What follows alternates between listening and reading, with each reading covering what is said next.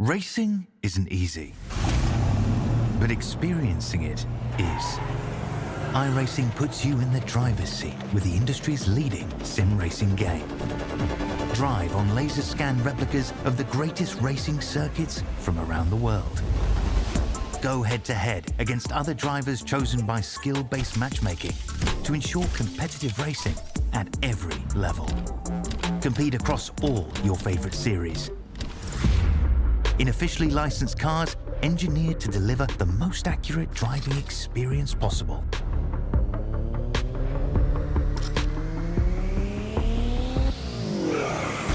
Join a race or host your own with players from across the globe. Race against the computer or in a league with friends. Feel the thrill behind the wheel. Visit iRacing.com.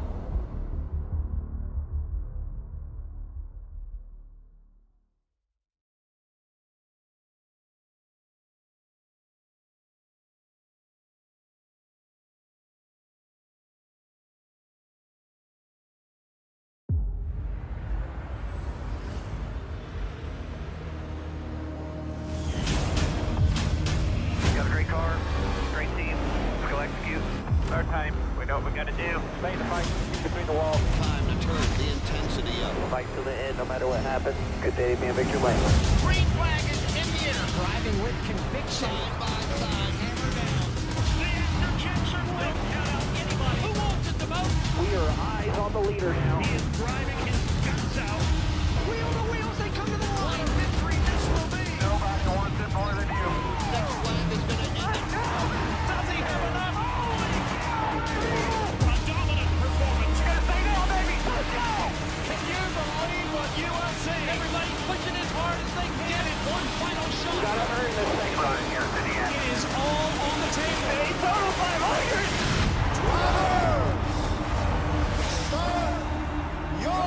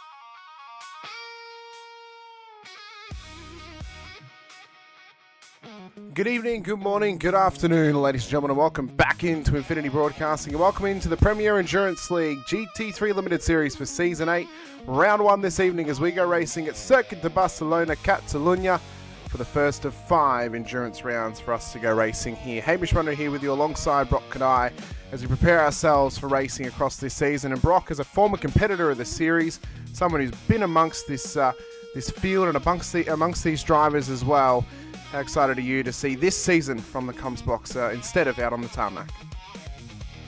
G'day Hamish, g'day everyone watching from home. I am really excited to be up in the comms box. This series from the cockpit is always immensely fun. It's hard battling, it's high speed, and you've really got to keep your wits about you. So I'm kind of excited to take a step back, take a breath tonight, and enjoy commentating from up here and watch the action unfold from the comms box with you, Hamish. Well, we know that from last season and even the season prior as well, how much more competitive this series is becoming, and as well at how much more intense it's getting as well. In the last season, it was a little bit of a championship washout by those drivers of Team Max Boost for Daniel McCrowan and Kane Ryder. But we look to this season, and all of a sudden, the top end of town, the top level of elite class, feels that little bit more competitive, where you've got the likes of Owen Coleman, Leo Dreyer, Greg Barber as well, even John Trott, all trying to contest for that title. And then you look as well to the Challenger class and just how much more competitive that's also becoming for this season as well. It's going to be an exciting season. It's one that I think a lot of people are going to be ready to sink their teeth into, knowing the sort of tracks that we've got coming up this season here, Brock. I completely agree, and I think it's a really good point to make that the Challenger class is actually drawing closer to the elite class on pace, and that's something that's going to really play into the race out on track, is how the Challengers and the elites interact with each other, and that's something that throughout every season of this championship has been a question, but normally the Challengers to be further towards the back of the field. Watch for that to change this season. We're seeing that pace heat up round after round, and I think it's going to come down to some really smart driving out there for these Challengers and elites to try and get around each other without taking each other out of this one, because that'd be the ultimate disaster. You're not competing for points against each other and take each other out in your race. You've just got to be careful. So I'm excited. I think this is going to be an interesting track to start out as well, this historic track here. It requires a lot of technical expertise to get the lines right and make some passes happen. Well, of course, it's listed as the historic circuit, but this is actually the most modern variant of the Circuit de Barcelona-Catalunya circuit we actually have on iRacing. They've actually now obviously changed to match this layout now in real life, but obviously it's been updated slightly with some slight track changes. But the old Grand Prix layout, which is what is classified as the modern layout on iRacing, it's not modern anymore. It hasn't been modern for about 5 years. This is a much better, much more freer flowing circuit comparatively to that former Grand Prix circuit as well. Obviously we have less turns around this place, but I mean, looking ahead throughout this season, for the next few months, it's going to be intense. Round 1 tonight, obviously, for Catalunya. Next time out, August 16th, for the Nürburgring for round 2 to round 3. We look to Road Atlanta on September 13th. We don't race at all during October because of the level and amount of special events that are occurring throughout that month. The likes of the Britcar, 24-hour Bathurst 1000, Petit Le Mans as well. So many different events are going to be happening during that time period that it's going to be too hard to line things up. Sebring then returns us at the beginning of November for round 4. And we end it all at the home of the Daytona 24-hour on November 22nd to finish out our year of Premier Endurance League racing, the GT3 Limited Series at the Daytona International Speedway for the 5th round of the season. Looking at this calendar, obviously, Brock, we're not running the full Nordschleife for the Nürburgring. I personally am a fan of the fact that we're not running it, because I think it is actually better for a broadcast perspective to run the Grand Prix circuit / the WEC circuit, which we are running next time out. But also as well, I think it's better for a 2-hour race to run at that shorter layout, knowing how much more intense it can be, how much closer the racing can be, and we're going to have much less of a chance of the field spreading out as what we would have if we were running that full Nordschleife circuit next time out. Completely agree with you, Hamish. As much as I am an absolute fan of the Nordschleife circuit, and whether it's lapping it or racing on it, it is so fun from a watching point of view, and I think from an intensity point of view for the races, it serves almost a bit of a bullring at Nürburgring at the WEC circuit. So from a strategy point of view, from a keeping the pack close point of view, I think that's a great track and is going to back up Catalunya coming into round 2 really, really nicely. I agree with you. I think it's going to be absolutely fantastic before that triple header of US circuits. Corey Lazarus asking us what time the race start is. I'm not too far away from race start, actually, probably only about a few moments away from gridding. and then the race start beginning roughly at about 10 past 8 Australian Eastern Standard Time. We'll have a quick look at the circuit we're at here this evening for Circuit de Barcelona-Catalunya. Of course, it is a world famous Grand Prix circuit, but also a sports car racing venue as well. MotoGP also comes out here too. We can see that we're not too far away from the France border in the Catalonia region of Spain down here in Barcelona as we trickle our way on down and check this place out. It's obviously world famous for formerly being a Formula 1 testing circuit as well as a Formula 1 Grand Prix circuit, as they'll be moving to the Madrid Autodrome, the Madrid-drome for this year. Opened back in 1991, it's 4.7 k's, 2.9 miles, 14 turns to the good. It all starts in that main straight, and there's a few key areas I think we can look at tonight, Brock, that are going to be key passing areas. The run through turn 1, 2, and then exit of turn 3, from Repsol at turn 4 down to Sayat at turn 5, up around Campsa at 9 down towards La Caixa at turn 10. And then I think if you can get the run through Europe car in New Holland at 13 and 14, you can set yourself back up again down at turn 1 for Elf Corner. Absolutely, and this is what I was talking about earlier with it's a really technical circuit, so you can't just bomb a move at any point on this circuit. You've actually really got to set yourself up through each of the sectors on this circuit to make a move happen. If you bomb a move somewhere that it's not appropriate or where it's not going to work out for you, another driver next to you can try and get that back. So it's going to come down to a little bit of patience, a bit of that technical expertise, and to make the move count when you get the opportunity. Otherwise, you're going to be stuck behind people. I think also as well, timing your move correctly as well, and timing it during your run of your tyre life too.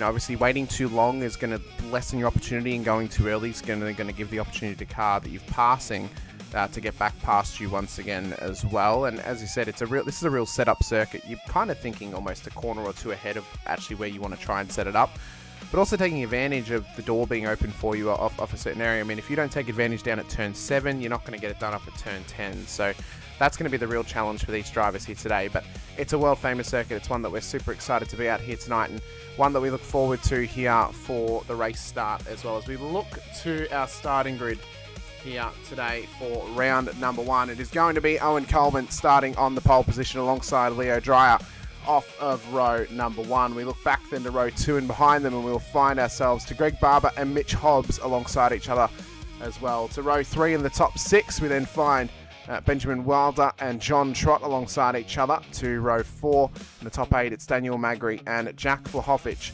for the top 8 cars. Making up our top 10 here, we'll find ourselves with Magnus Rowney and Nathan Hodges for an all OPR to 5th row of the grid here, Brock, which it's going to be exciting all the way down to P20. That's it. Matt Webber starting out of P11 and Scott Rankin out of P12. That'll be an exciting row to watch get off the grid. We've got Doug Gowans and Jack Bird in 13th and 14th on row 7. P15 is Benjamin Johnson with Trent Stapleton out of P16 on row 8. Row 9 made up of Patrick Reardon in 17th and Tristan McLaren in 18th. And rounding out our top 20 here tonight is Jake Rebillard and Daniel Piper on row 10. Well, we'll find ourselves, we look like for row 11 in behind them, of course, it is Logan Murphy and Rue Koistra starting inside, or just outside of the top 20, but inside the top 30 here today. To row 12 and the top 24 cars, Richard Mayer, Brendan Purcell alongside each other. Top 25 is made up by Wade Reynolds, just outside of that Michael Spithill, sorry, just alongside him as well. Making up the halfway point of our grid, Mark Foster, Brant Tucker begins the second half of our gridding here today. Towards the 15th row of the grid, it's Joe Hargreaves and Martin Hallinan alongside each other for our top 30. Heading to row 16 of this massive field, we've got Adam Gardner in 31st and Janesh Ragwani in P32. Row 17 is Ben Wilkes in 33rd and Stephen Tonkin in 34th. 35th is Rafael Custodio and 36th Matthew Gerard. 37th Alfonso Latella and 38th Kurt Chapman. And rounding out up to P40 here, Brad Coates in 39th and Ben Baker in 40th. And we've only got 12 cars to go on this massive grid here today. Matthew Becker and Daniel Coleman will start alongside each other out there as well. To the 22nd row of Chris Ruddle and Ronald Long alongside each other. Down to 23rd row, it's Gavin Simpson and Ben Brooks starting alongside each other, as well as we'll find then 24th row of Stefan Mellis, the Belgian out there, one of a few internationals in the field. Glenn Crennan will start alongside him. To our 50th car on the grid, we'll find Nathaniel Coburn and Daniel Fritz starting alongside each other before the final row of Luke Kapotza and Michael Thompson for the 52 souls on board these cars, ready to assault and attack the circuit to Barcelona-Catalunya. And it is always a special time whenever we get to come racing here, Brock, and for all those cars getting ready to start this race and getting ready for that green flag to drop as well, as the circuit is classified as being green at this stage. They'll be expecting some excitement to come, I'm sure, throughout this race, but also they'll be expecting a few dramas along the way as well. I'm nervously excited for this one, Hamish. Usually the first round of a PEL season brings with it some excellent racing and some pretty scary incidents as the guys get their bearings. It's been a few weeks since the end of the previous season, and I think we're going to be in for some very hard racing, but just some guys working the rust out of the joints in these cars. But 52 drivers is a massive field to be taking on the Barcelona circuit here tonight, and I cannot tell you, even looking into my magic ball, what's going to happen by the end of this 2 hours. I mean, who knows? You know, we're going to obviously be able to get a much better view of things throughout the race, of course, and obviously get a better understanding as the race goes on as well. A few key rule changes for this season that we need to speak about in terms of pit stops here this season as well. We're going to be looking through pit lane this season quite importantly because of the fact that they've now had regulation changes in terms of when the fuel and tyres are going to be put in and put on these cars as well. It's no longer done at the same time, it's now done separately, so that is going to change things up of when you take tyres and when you don't. It's going to extend your time in pit lane. We'll see what happens throughout the race as we ride up towards the line. Owen Coleman in pole position, Dreyer alongside him as Catalunya gets us underway. Green flag running, and a great start from Dreyer off the front row. Coleman has not quite gotten away as well, but looking behind, you got the likes of Wilder and Hobbs trying to challenge the front row of the grid down towards turn number 1 for the very first time, and the scrambling of sports cars makes their way through turn 1, turn 2. Are they going to keep it neat and tidy, or is there going to be drivers in behind, as there already is? That was Daniel Magri, who's already gone off the road down there at turn 2. A massive contact for the Ferrari, and now down 44 positions off the road for Riot Sim Racing. Well, already drama early in this one, and the lead of the race, Owen Coleman just managing to hold on to this one by the skin of his teeth, holding on to a Dreyer behind, keeping second place. Drama in the back, as you mentioned, Hamish. So already we were talking about some hard racing, but these guys are already getting into each other and are fighting tooth and nail for their positions, coming to the first half of the lap. First lap of this one. As they come up the hill, they'll jump over the hill here to the right, hard corner on cold tyres to get right, likely to get an off track, maybe even a slowdown on the exit of this one if you are not careful. Mostly line of stern racing in the top half of the field, but I am sure back there it is getting racy. Owen Coleman holding on to the lead of this one for the time being, but Dreyer behind looking very racy, and Wilder as well. We do apologise for that. Those initial blinks that we're getting here at the moment as well. There's not much we can do about it at this stage, unfortunately. Just having some minor issues in terms of keeping all the cars loaded in as best they can. It's one of those difficulties when you get those huge fields at tracks like this. But there have obviously been some issues in behind as well. Brad Coates is now just dropping some positions further down the order as well. This is just outside the top 25. And you can just see the scrambling of cars all together again as well here, Brock. And you know, these are some of the big difficulties that can come from these large grids. A small mistake, you're going to drop easily 10 positions by a very, very tiny mistake, especially early in the race before the field has actually spread out completely. These drivers will just be hoping to keep themselves clean, probably for the first half an hour, I would say, but just to keep themselves in check, in position, and not dropping too many spots too early in this race. Yeah, you're absolutely right there, Hamish, and I think this is almost a systems check for you. Keeping in mind that this is the first time these drivers will have driven this GT3 car in anger in PEL, and they're locked into this car for the season unless they want to suffer some pretty severe penalties. So now they're figuring out, how does this car handle in traffic? Depending on how deep you are in the field, that could be a lot of traffic. And as you mentioned, you can even just drop a tyre in a sand trap around here. With how tight this field is in the early laps of this one, you will lose heaps of position. Your tyres are dirty, the car's slow, and you're going to be trying to hustle to get back into your spot on the grid here. So it is all about finding that rhythm. getting yourself comfortable with the car, how it's handling the drivers around you and how they're racing you, and then keeping in mind this is a 2-hour race, then you can really start to think strategically about how you take on the rest of this effort here tonight. That's exactly right. And what we can see is how well drivers can push themselves throughout. I mean, 2 hours is a long time. It's a strenuous time as well. I mean, for those that have done any sort of racing, in terms of longer form racing, knows how difficult it can be when you're racing for more than even an hour. I mean, depending on if you've actually temperature formed your room correctly or not, that can obviously be a major factor. You can see as well that a few drivers will drop some spots here. I mean, Greg Barber's down 4, Romney down 2. Not many of them outside of the top 10. Pretty big major one actually is Daniel Magri, who is now down 35 positions after that contact up at turn 2. We'll try and get a replay for you just to see what actually happened to him, because it was a pretty significant loss off the start of this race for Mr. Magri.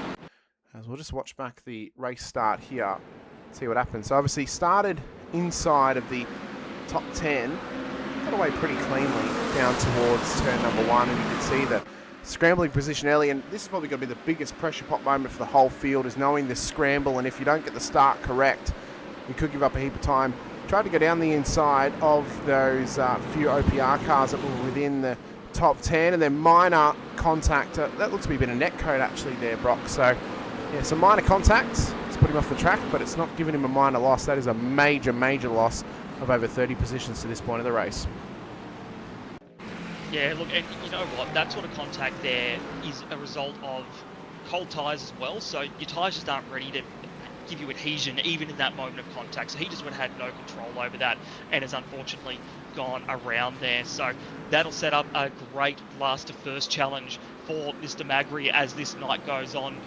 Having a look at, we're back having a look at Owen Coleman now at the front of the field, leading the way at the moment, just creating a little bit of a gap to the cars behind Dreyer and Wilder. And in fact, Dreyer under a little bit of pressure here by Wilder while Coleman is sailing ahead. So he's going to be starting to feel a bit more comfortable, Owen, getting into his rhythm here. Owen, an absolute prolific member of PEL, and has been here for many seasons and has shown us what he's made of on multiple occasions. And this is another example of that as he just starts to create that bit of air and get into his rhythm for this race.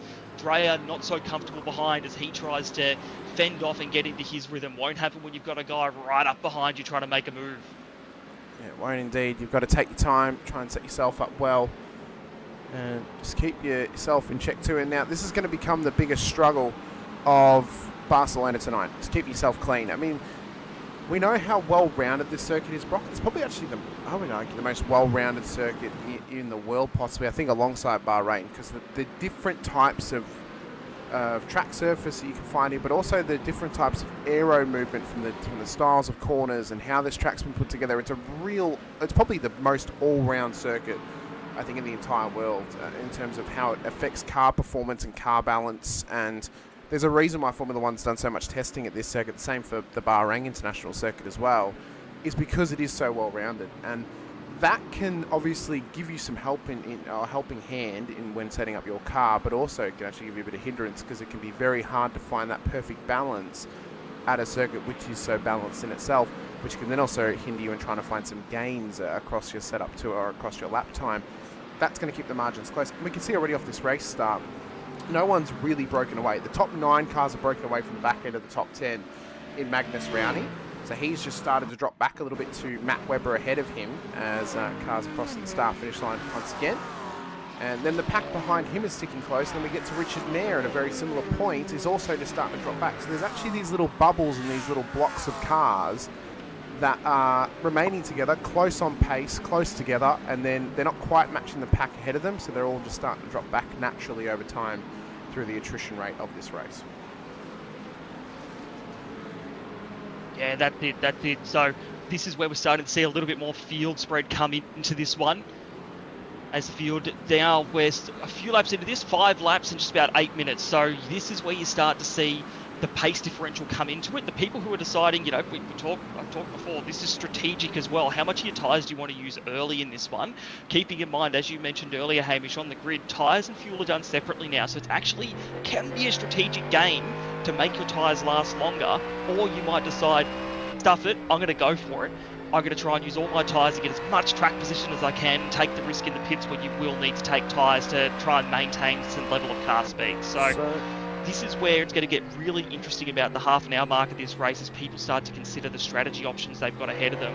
Not to mention if any sort of safety car occurs, then a whole other question gets thrown into the mix of, do you go in, do you stay out, do you save some fuel? So many questions go through the heads of these drivers and their teams tonight. And looking out the back here of Coleman, it just looks like I thought he dropped off Leo Dreyer a little bit more than that, but Dreyer's managed to bring it back in a bit here, so he's well and truly within draft range, which is going to help him with saving some fuel as well. So he's done a great job to reel Coleman back in a bit and just stay on him at the moment. In fact, setting the fastest lap of the race so far. He does 142.56. I think, for my money, the keeper, well, it's going to depend, right, on your natural digression of lap time, right, and if you're going to take tyres or not. The issue then is going to become, though, it takes you 5 laps to get the tyres heated up, so you're always going to have to take 5 laps worth of drop if you're going to be taking tyres. I think the most sound strategy is you rock, because usually within the 2-hour races, it's a 3-stop strategy because of the fuel limitations, normally to roughly about half an hour blocks. Knowing that, I think you just take tyres in your middle stop. You're out your first stop and your last stop, you maybe not necessarily take them, because tyres should be able to last you an hour in these cars. If you can set that up to go to your second stop, I think that's actually the much sounder strategy than trying to take it on your first stop, not your second, and then to take it on your last. I think the only way to do that is if you get a safety car. I think if you get a safety car, you may as well take the tyres on the first stop. If you don't, I think you're better off just taking the fuel.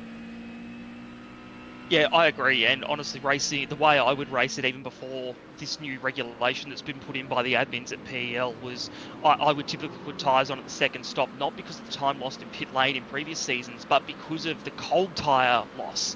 When you did come out, as you mentioned, Hamish, that you do lose a pretty significant amount of time, and driving the Mustang, for example, was one of the worst ones where it would take a number of laps to warm up, and that's all lost race time. So that comes into it as well as your pit stop time. But I agree, I think you cut this race evenly in half with your tyres, and that's how you're going to get the best performance out of them as well. I don't think the track temp is too high here today either, so the tyre wear won't be massive on the cars.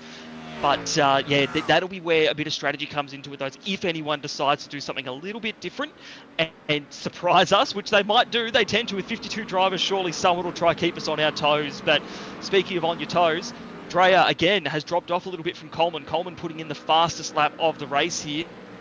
And Ben Wilder just keeping Leo Dreyer honest at the moment. So these guys, they're ebbing and flowing. It's really hard to see who's got the best pace because they're still getting comfortable, and it's really interesting to see how their cars are all handling at this point.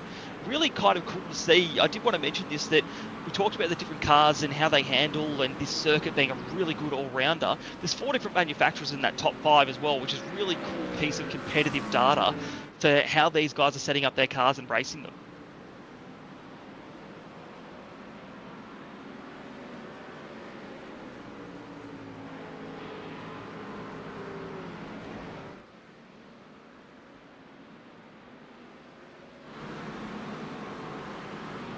Next one, well, we also find as well, made the classic mistake there, Brock. I'm just going to call it out because I'm in my mind. So I was commentating and I hadn't even unmuted it. Oh, the ebbs and flows of live TV, of course. The point I was making, though, to only my cat who was alongside me whilst I was talking then, the one Corvette, the top 10 obviously is Mitch Hobbs at this stage. The next one we find is Doug Gowan's back in P13. So, but then it's not too far behind. We obviously find Ben Johnson, who's leading the Challenger class at this stage. But we look at the top 16 cars, it's covered by 4 different manufacturers. It's not until we get to P17 of Rue Koistra that we find the first Mercedes in the field and that 5th different manufacturer in the field as well. Also, shout out to Cher, obviously Rue's mum.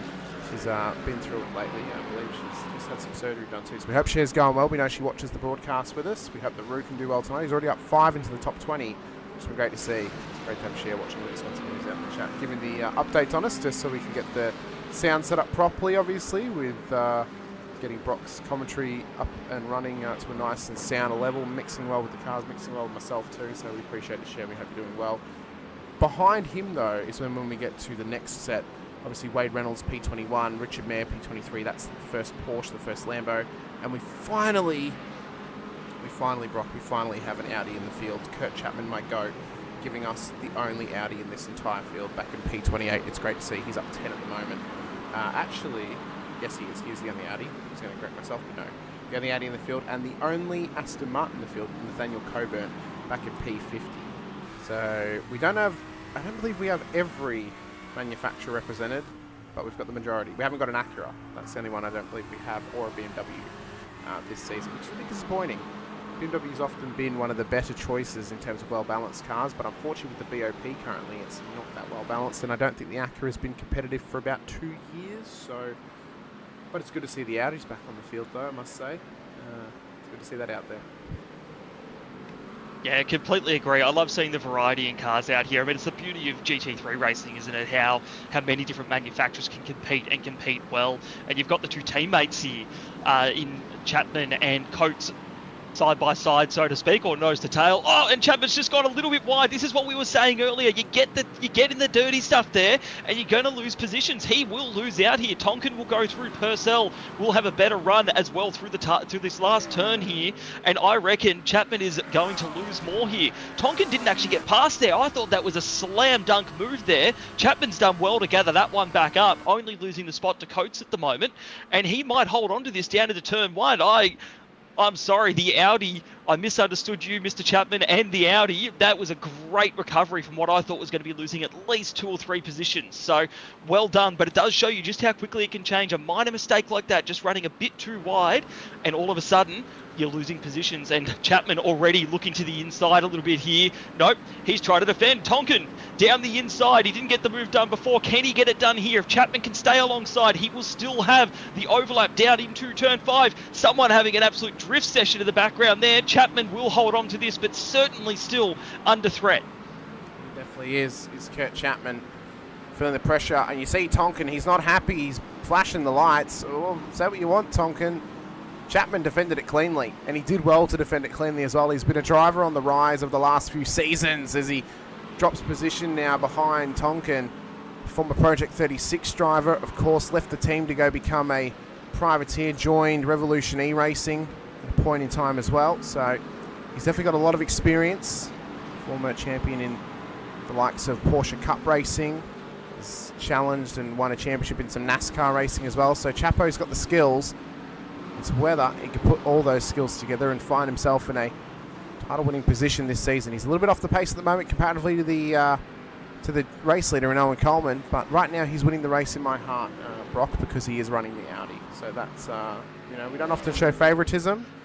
I will show a little bit of favouritism if someone is bold enough to run the Lamborghini that handles in the Audi. You know what, I'll allow it, because it's the battle for the heart that matters. Despite the fact we're racing cars here tonight, you got to appreciate the effort to try and make a car like that work. In the background there, Gardner and Purcell battling it out as well behind Chapman, so I'm sure he's got his eyes glued to the rear vision mirror just watching that unfold like live action TV as we are watching it unfold here as well. But great to see he's taken on the Audi mantle for this one. It'd be great to see how that car goes throughout the season as well. Gardner in the background looking really racy. That Mustang serving him well. And we can see as well towards the front of the field there are plenty of Mustangs up there, so certainly a platform that is bringing some racing speed into this first round of Season 8 here at Barcelona. Relatively unchanged at the front here, so I wouldn't surprise me if Ben Wilder, he's using a bit of logic, reason and strategy here. He's just staying behind Leo Dreyer. There's no point to be making too many crazy moves this early in the race. It's a 2-hour race, so let's just settle in, save some fuel, maybe try and save some tyres, not pushing too hard, and not let the rest of the pack catch up behind, because battling, despite the fact it's pretty fun and intense and makes great TV, does lose you a lot of time really quickly. It does indeed, and I think that not only is the strategy good, obviously, to maintain pace, maintain speed in the background as well, as soon as they start battling, they're looking at Owen Coleman, that gap's already grown out to about 1.2 seconds. As soon as they start to battle, it'll grow out to 5 seconds before they even know it. I mean, that is the reality. There's no point in them trying to battle on track right at this point of the race. The more important thing for them to do is to strategize, plan for how they're going to attack the rest of this race. The one thing we're probably going to see is Wilder's being able to save some fuel behind Dreyer. That's a pretty important factor for the Mustang, knowing that it burns the most fuel out of the entire field.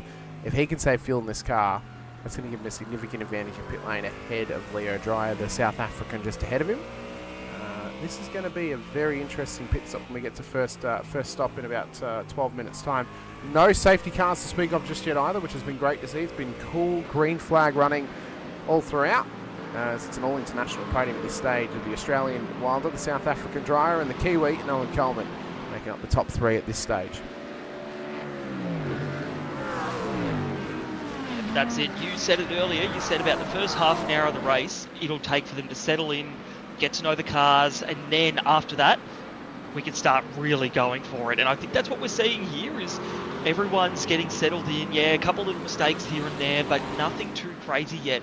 The pit stops are where we'll probably see the field get shaken up a little bit, depending on that tyres versus fuel gamble that people decide to take. So it wouldn't surprise me if, not necessarily in our top 3 here, I'd imagine honestly they will try to follow each other's strategies pretty closely to keep those gaps down. But throughout the field, I think we'll see some movers and shakers in there to try and make up some positions where you can, and hopefully get a lucky safety car for some of them as well. Ben Wilder there just poking the nose a little bit. He was having a sniff, didn't end up going through with it, but was having a sniff on Leo Dreyer, just thinking about, could a move happen here? Would have been risky because he wasn't quite far enough up there to really get the brakes going, particularly on the McLaren, but interesting to see him looking now. A bit of impatience starting to creep into the race here. Yeah, you can see he wants to make this move happen. Get that Mustang up into P2 and trying to chase down Coleman. Maybe Wilder feels he can match the pace of the race leader more than what Dreyer can. I mean, the last lap by though, Dreyer was the faster of the 3. He managed to set a 1:42.50. The other 2 were 5.6 for Coleman and a 5.3 for Hobb, for Wilder, sorry. So Dreyer has actually got the pace over them at this stage, but maybe that's becoming a bit more tough for Wilder to manage. He can't quite have enough pace to get past Dreyer, but maybe at the slower points of the track where Dryer's not matching his pace, maybe that's where the frustrations are coming from as well. So we've hit the 20-minute mark of this race. We've still got an hour and 40 minutes to go. As drivers are just trying to keep themselves neat and tidy before the first pit stop's coming up very shortly. In Barcelona, of course. And Brock, it's a great place to start our season. We know that we're going to be ending it at a home of sports car racing. We go to Daytona International Speedway on November 22nd as well. Only a short European run to start out the season after the European run that ended last season as well.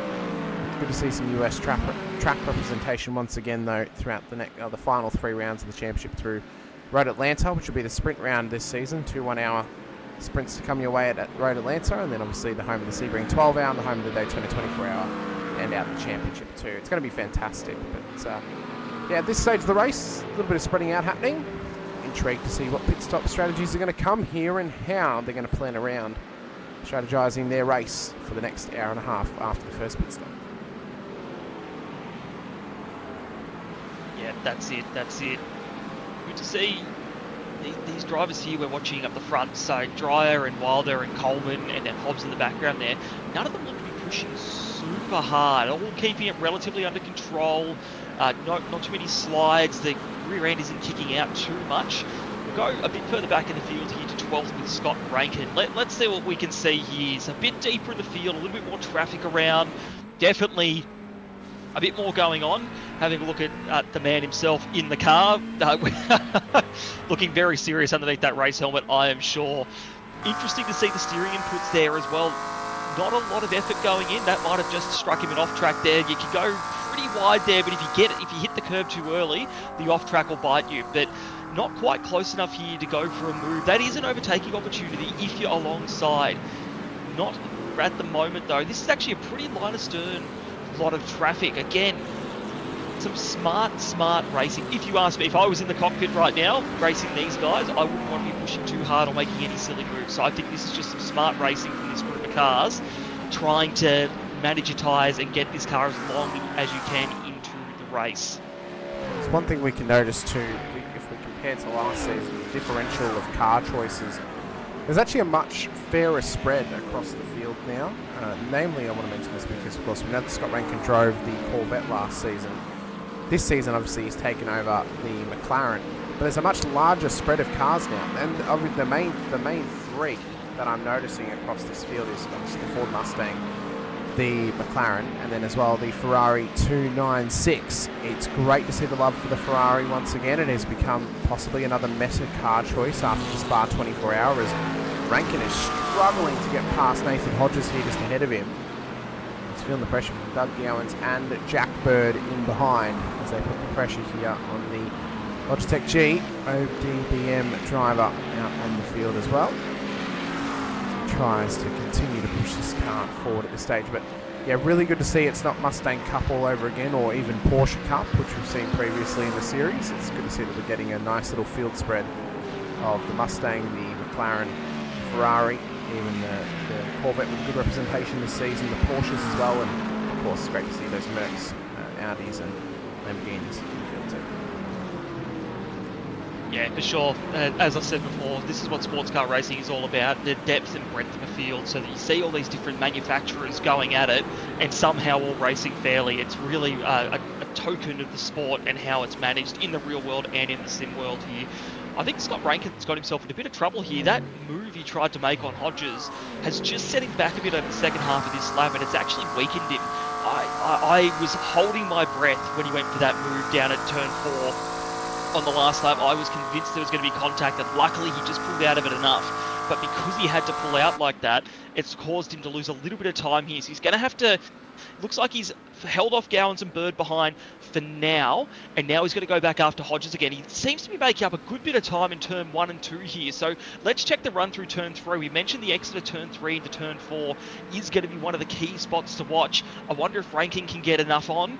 No, he hasn't. Hodges has managed to get a far better run through there than he did last lap. Rankin's still going to try dive for the apex.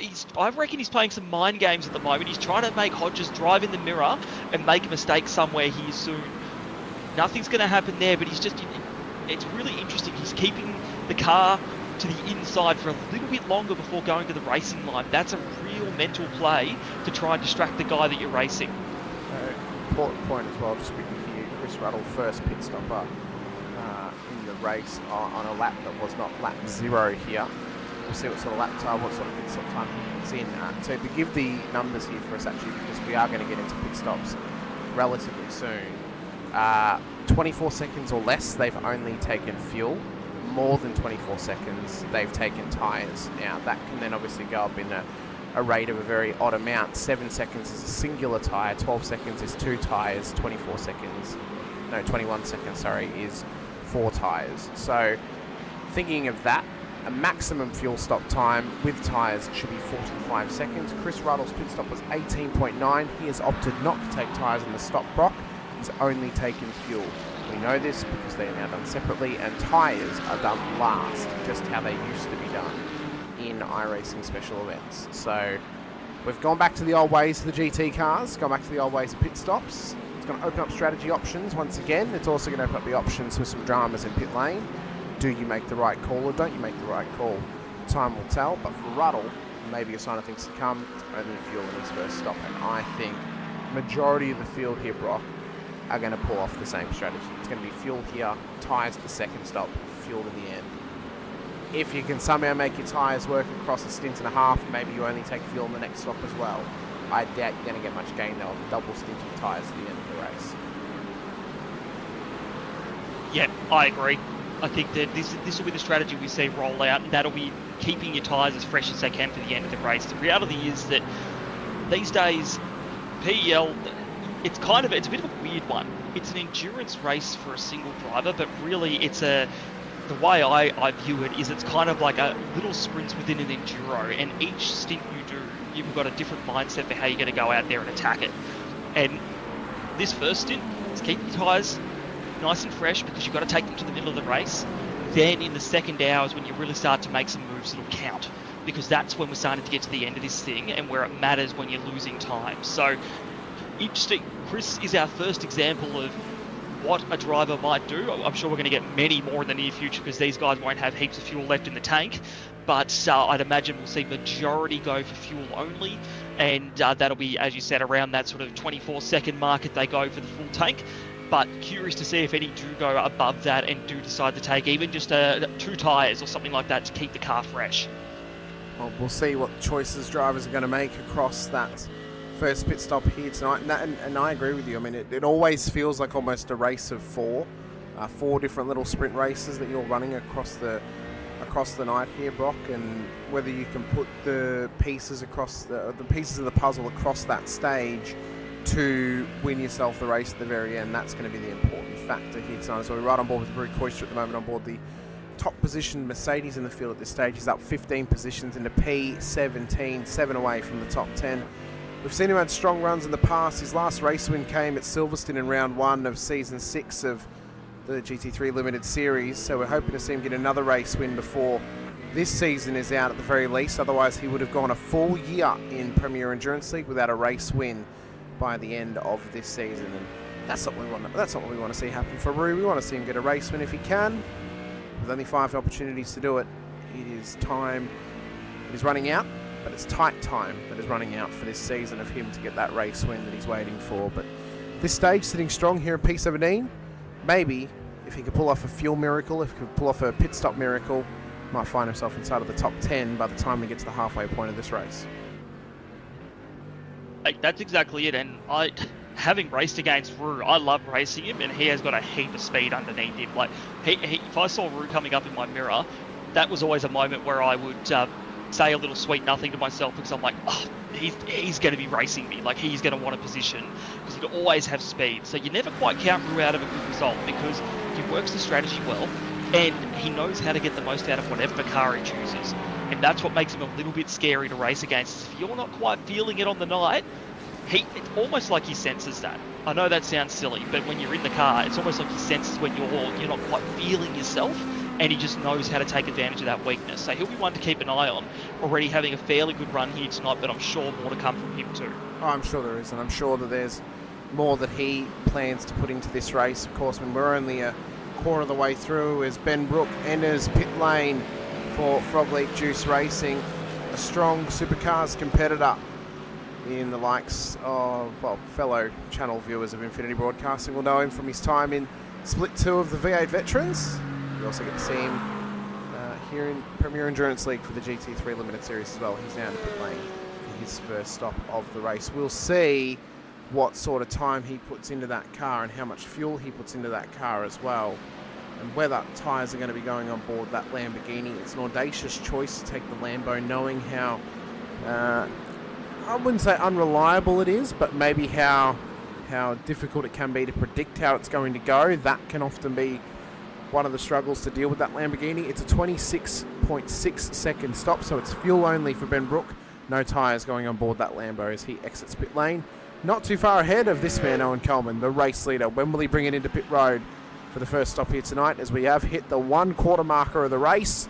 31 minutes down with only 90 more to go, as first of the top 15 is in, as Doug Gowans comes down pit road on board his Corvette. And I don't think it can be underestimated, your entry and exit in terms of your total pit time. And the entry to the pits here is quite fast. You come off the second last corner and you go along the inside of the last corner. So it's a really interesting pit entry, and you could very easily get a pit lane speed penalty, but every millimetre really matters as you're coming into the pits here. And same on exit, getting that pit lane speed limiter off as early as possible can make a real difference to how you come into turn 1. So there goes Gowan there now. So he did 30, looks like he did about 30 seconds? 20 seconds. It was 20 seconds. Not 40. 20 seconds.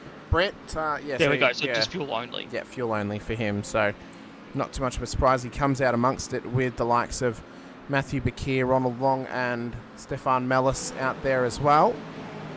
It's going to be a tight battle for him. It's a good job he actually came out away from traffic. We can see those two teammates of Bakir and Long running together, and then Mellis, who is down the order tonight, the Belgian. Didn't have the race he wanted in his home race out at Spa last season, as Baker's about to exit pit lane, fuel only for him too. So I think this is for certain going to be the play of the race here, to only take fuel. If we see anyone take tyres, Brock, I think we could almost put a nail into their race almost, because if everyone takes fuel and and you're the only one who takes tyres, you're going to be well at the back of the field, well down the order, and even a safety car won't save you at that stage. So the only way they could do it is if they were to run tyres from the first stop to the end of the race. They couldn't pit for a second time for tyres that would destroy them. Yeah, and I think that's almost like your safe strategy at the moment, isn't it? So diving a little bit further into sort of the tech stuff of it, like actually how does a race like this unfold? You mentioned it earlier, so you've got 3 stops and 4 stints almost. You start to your first stop, then you've got your couple of middle stints there, and then almost a sprint to the end, which can be anywhere between 20 and 30 minutes, depending on how your fuel saving goes, whether we have any safety cars, anything like that. As we kind of touched on, tyres aren't really the thing that stops you running as long as you want to in this series. It is the fuel. So I believe it's about a 60% fuel limit for this round. So what that means is that every car is capped at 60% of its total fuel limit. So that's why these cars, for people who might not know out there, that's why we're not running massive long stints like you might see in an endurance, a special event on iRacing. That's why they're short and sharp, roughly 30-ish minute stints, maybe 35, depending on how you go with your fuel saving as well. So that's where we're talking about tyres, and that's the real dilemma in it. Now that you've got to take tyres and fuel separately, it's not so much of a no-brainer like it used to be, where you go, oh yeah, we'll probably take tyres anyway because the fuel's going to cover it.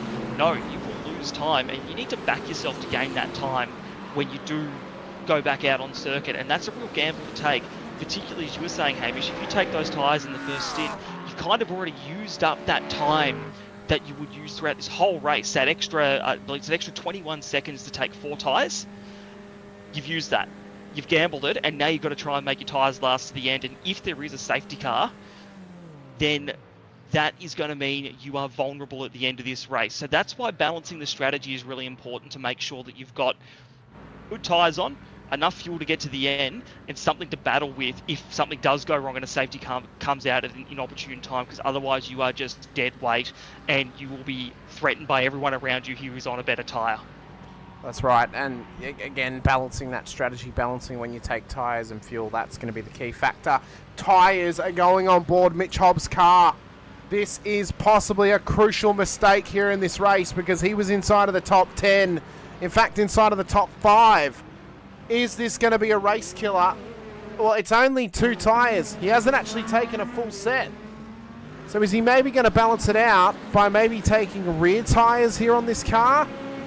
Is that the sound play? He's only given up 12 seconds to do so. You take some rears now. You take rears at the end of the race as well. All of a sudden, you're only giving up enough for 1 tyre stop.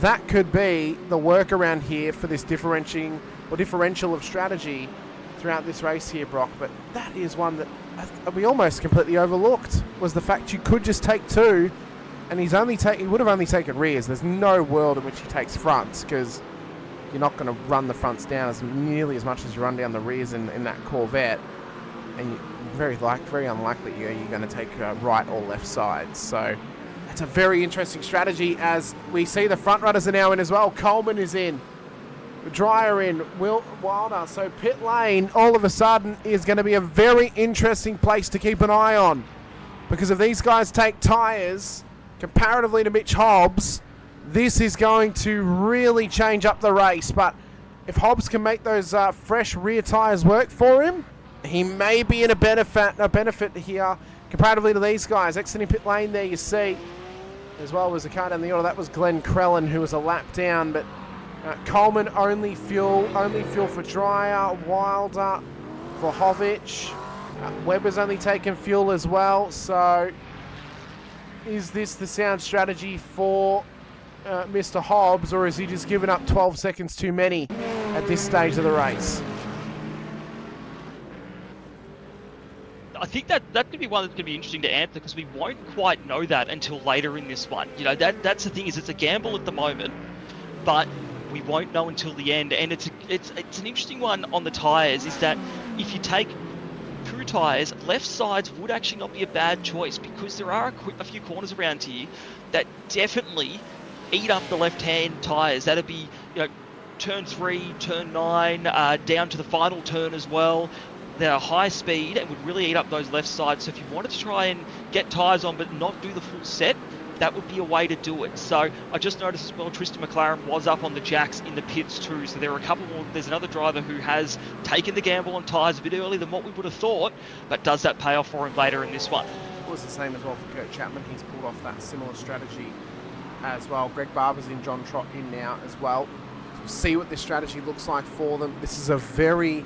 I mean, this has now opened it up for us here to have a very interesting pick here. We've even seen in the chat left side tyres get punished a lot more here. So again, I'm leaning now towards that left side as possibly being the choice that we've obviously spoken about, Brock, instead of the rears. Yeah, I mean, it's an interesting choice. He has obviously given up a lot of time.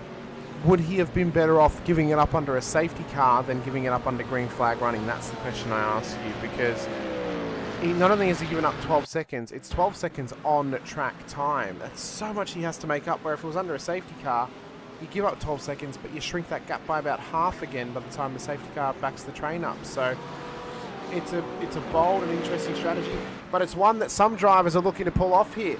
Greg Barber has taken over 38 seconds in pit lane. Same for John Trott. So OPR have taken that strategy of tyres, and that's paid off for them. It's also kept them ahead of Ben Johnson and Mitch Hobbs, who's right there in behind. So this is a very bold and interesting strategy for those that are taking tyres. But for OPR, they may look to make this work, as Johnson just trying to sneak his way on by here for the Challenger class race leader.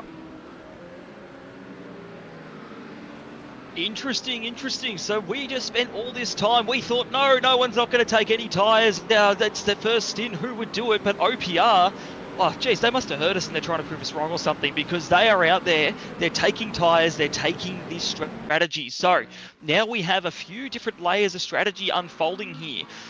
A lead pack and elite. Fuel only, just about all of them, only fuel there. Whereas we've got this pack here with Ben Johnson here, who are with drivers behind, who have taken tyres as well. So this will be one to watch here in this second stint, if they manage to eke a bit more time out of these cars, or if that tyre differential isn't big enough yet and it's not going to pay dividends. So although I say that, and look at Mitch Hobbs coming through, so those two tyres that he put on, absolutely working dividends at the moment, and he continues to carve his way through these cars that have just pitted. Well, you got to remember as well, his tyres are a few laps newer, a few laps older, of course. He pitted on lap 20. Those guys have only just pitted. So his tyres would actually be up to temp at this point for those left side tyres. So he would be at the benefit now of having the better tyres on board his car compared to them. And we're going to see a direct comparison here between his car and Greg Barber's of what new tyres look like for you in this race. We've had an incident here where we've actually lost some car sound. I do apologise. I don't know why. It's just struggling to hear the car sound at this stage as we run it through turn number 1 for Mitch Hobbs. And he gets that job done past Greg Barber. Well, we have actually got car sound for Owen Coleman, so that's good. But very odd when technology decides to not play ball with us, Brock.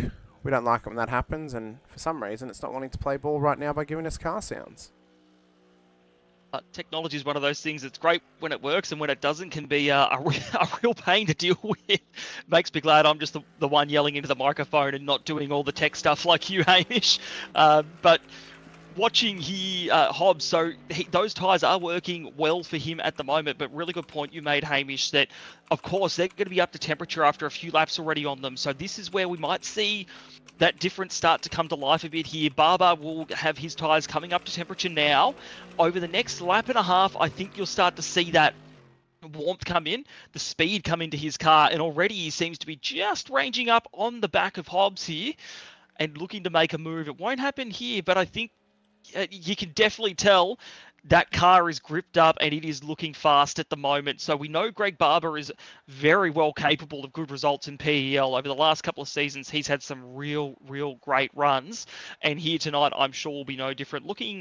Just looking at the front of Hobbs, but now out towards the helicopter view here of this battle pack here for 9th at the moment. And just behind, we said it before, Rukawistra up into 11th at the moment too. So very much hovering in and around that top 10 as we expected him to be.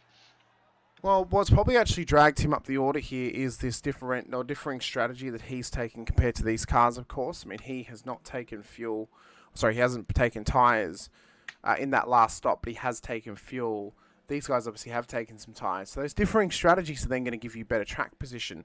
And that's probably one factor we haven't actually thought about either, is Greg Barber is having a minor off track down there. They're getting a bit scribbly and squirrely here in their battle. But yeah, the one thing that we may not be thinking about here too much, actually, Brock, is what about your track position? How is affecting your track position going to affect your race as Kurt Chapman runs wide down at the final corner? That car is struggling to get going once again as he tries to get it out of the sand and back onto the tarmac here off the final corner.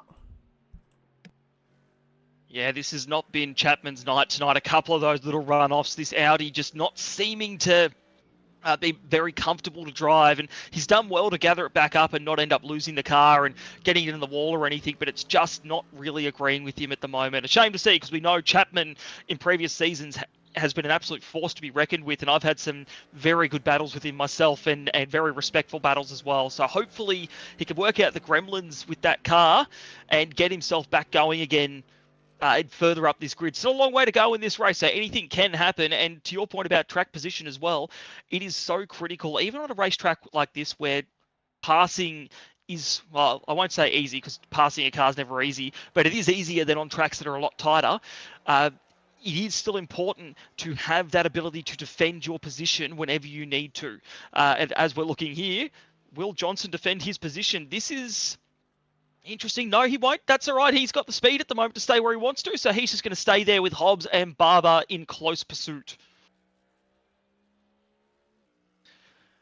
And just letting everyone know, while we are having some technical difficulties, Hamish is working in the background feverishly. I'm being assured to try and fix those ones, guys. As you can understand, this is a big operation, a lot of cars on track, and the sound will be back.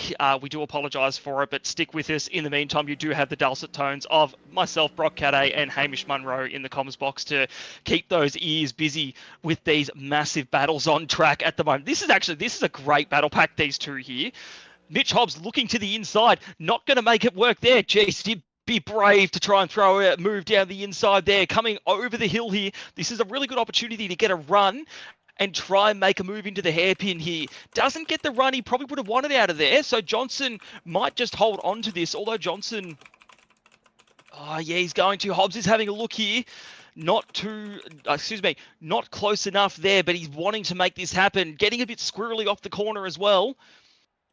Really pushing this thing at the moment. So depending on what tyres he's taken, either he's going to have great rear grip and not so good front grip, or great left-hand side of the car grip, but not so much through left-handers.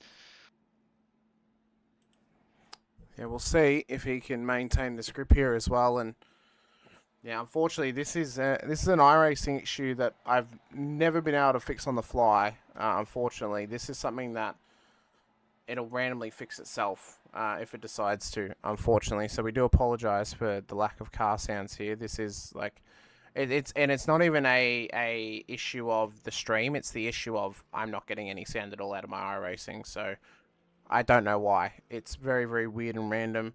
The only way it can get fixed is by leaving the session and returning to the session. And I don't particularly want to have to do that, because then we're going to lose some racing action. If it comes down to it, though, and that's the only option we have, then that's what we're going to have to attempt to do. But what we can try and do is we can go to an ad break very quickly, go to the intro screen, we'll leave the session and come back, and then once we return, we'll hopefully have sound once again and able to watch the racing with you here once more. And if it doesn't work on that attempt, we're just going to have to stick with it, unfortunately, because we don't want to have to be jumping in and out of the room, or in and out of the iRacing server just to get sound back when we're going to be missing out on racing. So don't go anywhere. We're going to be back very, very shortly. We're just going to do a quick reset of the session, and we'll be back quite shortly here for Premier Endurance League GT3 Limited Series for Round 1 out at Catalunya here for first round of the season.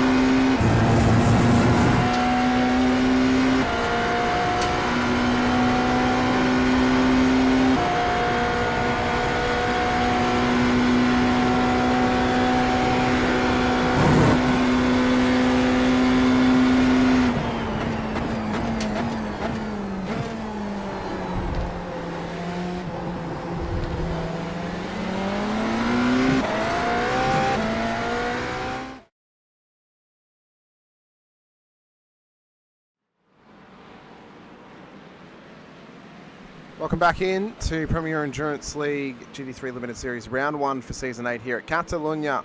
It's Circuit de Barcelona-Catalunya, in fact, for the first round of the season. We've got our car sounds back.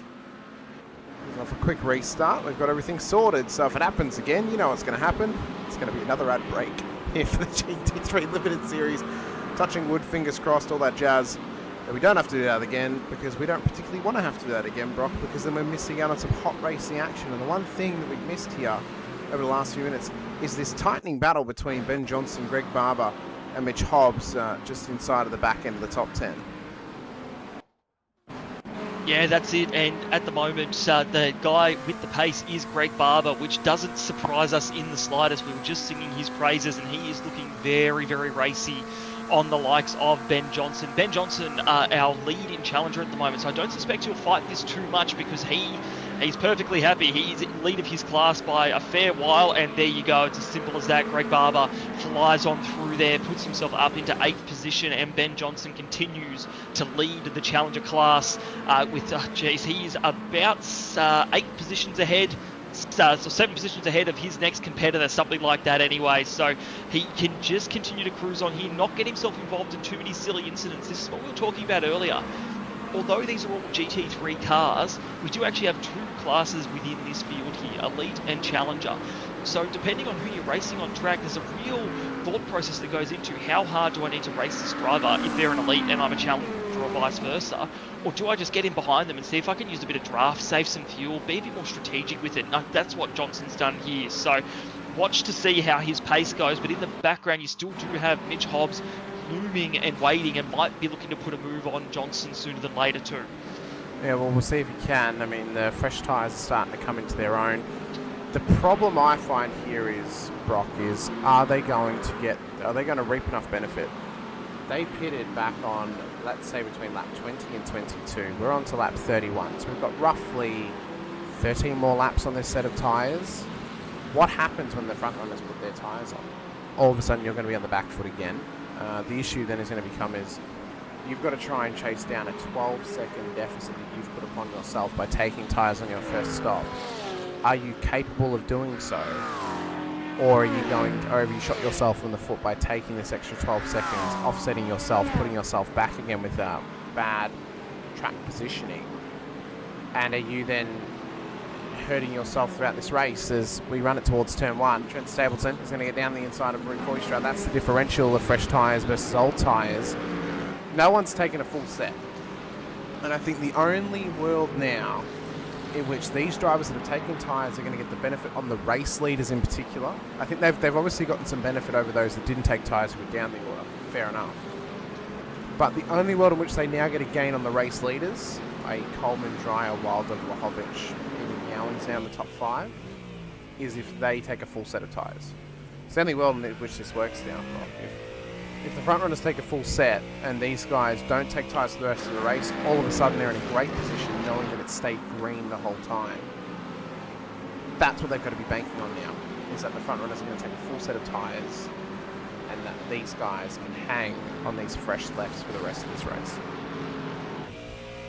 Yeah, I completely agree. I think that they've almost they've shot their shot essentially at this point with the strategy. And look, the reality is, I think this is part of the fun of this new regulation change. If I can say fun because I'm in the comms box, not in the car, but they are. Well, we've got a bit of a battle going on here too. Is that Tucker and Latella? Yep. Taya? Yep, those two were. Geez, that was some very, very heavy battling there. Tucker, a good friend of mine, but also a hard head out there on track, and he knows how to try and defend. And as you can see here, just because you're towards the back of this field doesn't mean you're not going to make it hard for the guy behind to get past. So this is over 30th position at the moment, and Tucker is not making it easy for Lataya to get past here. Lataya, a little bit of Morse code on the bumper. If I can remember it correctly, it's saying bump, bump, I'm here, bump, bump, I'm going to try and get past you, if I've translated that correctly for the audience. But great battling, always awesome to see the intensity up and down this field. Matt Webber's now coming to pit lane as well. He's had some blinking issues and he's still having them. These are actually connection issues that he's having occurred to him now, so he's actually had to come in to get that fixed up. There's Luke Kapotza, just up the road from this improving battle further behind too. So the teammate of Brent Tucker who pushes on here ahead of Latea and Brad Coates in behind them as well. So again, hopefully Webber can get that sorted out, get that fixed up, and he can push on for the rest of this race. This battle though between Johnson, Hobbs and Rowney continues to heat up at the back end of the top 10. Greg Barber has now broken away significantly over Johnson, and he's got that gap at now about 3.5 seconds already over the old tyre runner. So if Barber can gain another 9 seconds on Ben Johnson, all of a sudden the tyre change was worth it. And all of a sudden he's made significant gain back up to where he was, but he's having to drive his way there instead of strategizing his way there. Is that going to work out for him? We're going to find out in roughly 10 laps time if this was the sound strategy or not. And I'll be honest with you, Brock, I'm leaning the way of it wasn't. I don't think it was. I don't think there's enough time for them to make up the time lost in pit lane. And I don't think there's enough pace on board these cars to make up for that either. No, I would agree there. I think that the balanced strategy is probably the one to go for tonight, considering we've got fairly decent track conditions. We've got no safety cars so far. We're nearly, if you can believe it, we're nearly an hour into this thing, nearly halfway at the moment.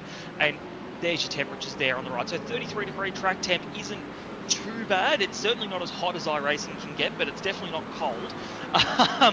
But this is the thing, is this sort of battling we're seeing here at the moment with Barber and Bird, this is going to eat his tyres up, but it's also going to lose him time back to Johnson behind. So the more he battles here, you can tell Barber has pace, but if Bird's not on board with the whole, hey, I'll let you by thing, let you fly on by, then this is going to eat up time, and it already is at the moment. So this will be curious to watch as to where Barber can get a move done. The sooner the better for Barber, that Bird doesn't care about his tyres or his strategy, about Barber's strategy, excuse me. All he cares about is his own race at the moment, and that's what he's racing for here. So not going to be a move done here, although Barber definitely becoming the shadow of that Mustang, despite the McLaren shape of his car. Got a little bit wide there, so that's going to ruin his run here through the last couple of turns. Will make it pretty difficult to get anything done. Maybe down to the turn one, if you can get the run. Those new tyres definitely look like they're helping with the positioning of that car. It is. One thing we know is we have a new feature to use this season, and that is the ability to drag people in whilst they're racing. I'm actually just looking through the list because I've only just remembered that we're able to do this. We've got the go-ahead from Ricky Orton. But watch through this battle first as Greg Barber looks to go for it down the inside towards turn one on Jack Bird. The fresh tyres have finally started to come alive, and Greg Barber moves his way now into P7. And up the road from him is this man right here, Scott Rankin. And the one thing that we know is we put a message out to the people. Let us know you're able to be dragged into the booth, and we'll drag you in. And guess which team has got green next to their name right now? Well, I'm going to venture a guess that might be Orbit Drop Bear Motorsport. oh, indeed it is. And you know who's aboard of that team? Part of that team. It is One Mr. Scott Rankin. It's one Mr. Scott Rankin. So we're going to see if we can drag him all the way down here, so we can have a chat to him during this race. Yes, we can. Very good. Here we go. We're going to give you a free warning, Mr. Rankin. We've dragged you into the booth because you had green on your team room. Welcome in. We wanted to quickly drag you in. First of all, to ask you how your race is going. Second of all, to ask what the pressure's like now, knowing that Mr. Barber is chasing you down on a fresh set of left-hand side tyres on board that McLaren. Here's the thing, I don't think we're actually racing him. You know, we've got a strategy. We're driving into our strategy window. Doug ahead of me is probably a race target. He's less fuel than I have, so he has a fuel debt to pay. So right now, Greg's not in my brain, not in my thinking. Just keep putting my lap. And the biggest thing at the moment is the tyres are scruffy, but coming to me. And I'm liking a McLaren with scruffy tyres that's coming to me, baby. This thing's going forward. It sounds, I don't know, is this the Scott Rankin strategy here? It sounds like a smart racer's on board this car today, Brock. Yeah, Scott, it sounds like, mate, we were expecting you to be thinking, oh yeah, Greg Barber coming, mate, you're all over it. So I want to actually ask, because you said you've got a strategy coming into today. Is that something you and the Orbit Drop Bear guys talked about before this race and just sat aside and went, okay, how do we tackle this race now with fuel and tyres being done separately? Yep, yeah, absolutely. And the big thing was temperatures. There's a lot of different elements that play into that one. You guys are actually really helping at the moment because having someone to chat to is locking me in a bit more. So just as long as I drive within my limits at the moment. Yeah, look, it was a little bit difficult because we were in and around guys that were fuel saving a little bit earlier on. Oh, traffic. Thank you, Stefan. So I was actually struggling because I was quite hard in the ABS end of turn 1 because I'm catching guys at a high rate of knots. That are fuel saving, and that really put some heat through the front tyres, phased them, had to protect them a little bit. I had some moments where I was struggling quite a lot for traction. I've had to tinker around with the way that I'm driving the car, you know, using everything that I've got available to me, and that's one thing my spotter said to me as well, mate. You've got a bunch of tools here, let's leverage them. The big thing, these guys that have taken tyres, they're in trouble because overtaking's been so difficult for them, so they're naturally going to trend in you know, that's not giving away my strategy, that's giving away theirs. So the tricky thing is, we're talking about at the end of that first stint, mate, overtaking's difficult. What can we do to not have to overtake race cars? I sat behind a car, I reckon I was probably 4 or 5 tenths quicker than for a very, very long period of time because just couldn't get close to him with the dirty air. So it's just brain, put it all together. So, yep, done that. Very, very happy.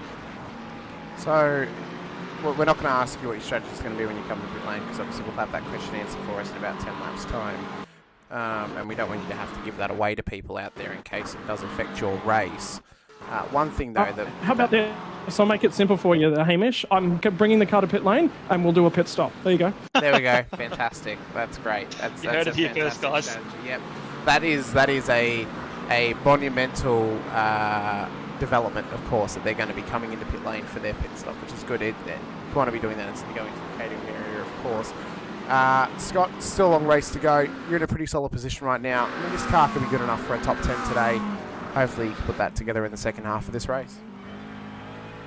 Mate, target's probably, I think we're top 5 capable. I've got to put the whole race together though, so that's what I've got to do and got to manage as well. That left front starting to ask some questions of me as a driver. So, you know, head down, buckle up and see what we can do. And a big shout out to everyone who's actually supporting me over on my personal stream today as well. A lot of support, and it's actually been nice to get back to streaming as well. So thanks, boys. Very good. Well, we wish you the best of luck, Scott. Thanks so much for coming over to chat to us. Scott Rankin, driver. Hamish, don't lie to me. Don't wish me luck. I know you don't. I do. I genuinely do, Scott. No, you don't. Don't lie to me, Hamish. Thanks, boys. No worries. Thank you. Well, one thing has come from that, Brock, is we got an interview out of it. The bad thing that came out of that was I've just lost my sound again. So... Oh, you're kidding. That's fantastic, isn't it, when that happens? Great. What we'll do is we'll wait till after these pit stops. Once the pit stops have happened, we'll fix it up again because we don't want to have to miss anything because pit lane's going to be one to keep an eye on in this stop. So we'll keep with it for the next 10 or so laps. When we get out to about lap 50, that's when we'll do the changeover again because I don't think anyone's going to go to lap 50 for their next pit stop in this race. Yeah, I think I might need to use Cher's suggestion of going yow yow as all the cars go past, just to create that ambiance and that atmosphere we need. Mitch Hobbs has just gone off, I believe, at turn 2. He did go off. That was a pretty significant off as well for him down there. So he's gotten going once again. Let's have a quick look at what's happened in this moment for Mitch Hobbs. He was battling away with the Orbit Drop Bear car, not the OPR car, sorry. And that was some significant netcode contact, I believe, with John Trott that has caused that car to go off the road. And netcode's been a factor tonight in the incidents down there at turn 2, namely in the lap 1 incident down there involving Daniel Maggery, and now with Mitch Hobbs' incident down there as well. Just having a look at that one there now, yeah, you're very right. Definitely. Hang on. Look, it's a hard one to say. We found a fix. Just quickly, Brock, we found a fix. The replay fixed the sound. I don't know how we did it. Oh, but great. We did it. Yeah, we did. So hopefully that's a remaining fix for us in the future. I'm going to cross my fingers and hop on one foot for the rest of the broadcast, and hopefully that keeps the good luck with us in the comms box. I was just reviewing this incident with Hobbs and Trott, and it just looks like, really, although there was a bit of netcode there, the gap just closed a bit too quickly for Trott, is the reality of it. Excuse me, that was actually Hodges down the inside of Hobbs there. So Hobbs has turned in for turn 2, and although it was a bit of net code there, Hodges really, I just don't think he was up quite far enough, so I'll be curious to see if Race Control has anything to say about that. But he really had to mount the curb to try and get out of the way of Hobbs, so that was an interesting one. Unfortunate for Hobbs, because he was trying to make that he's trying to make that strategy work, and now off the track, dirty tyres, he's lost time. All that effort he's put in with those 2 tyres has pretty much just gone out the window now. Well, one thing that I'm noticing too is that we had the question in chat, what happened to Rook Oyster's pace? His tyres have fallen away from him. He's now been in the pit lane on lap 36. So he's actually had to come in about 8 laps shorter than the cars can actually run. They can all run just over 20 minutes, just over 20 laps, sorry. He's come in about 8 laps too short. Not that it's too short for his race, because he can still get home from here. Obviously, we've still got a lot more pits to get these cars home. The important fact of him, though, is he's taken tyres. He has taken left sides, at the very least. 2 tyres, 39-second stop, just under 40 seconds.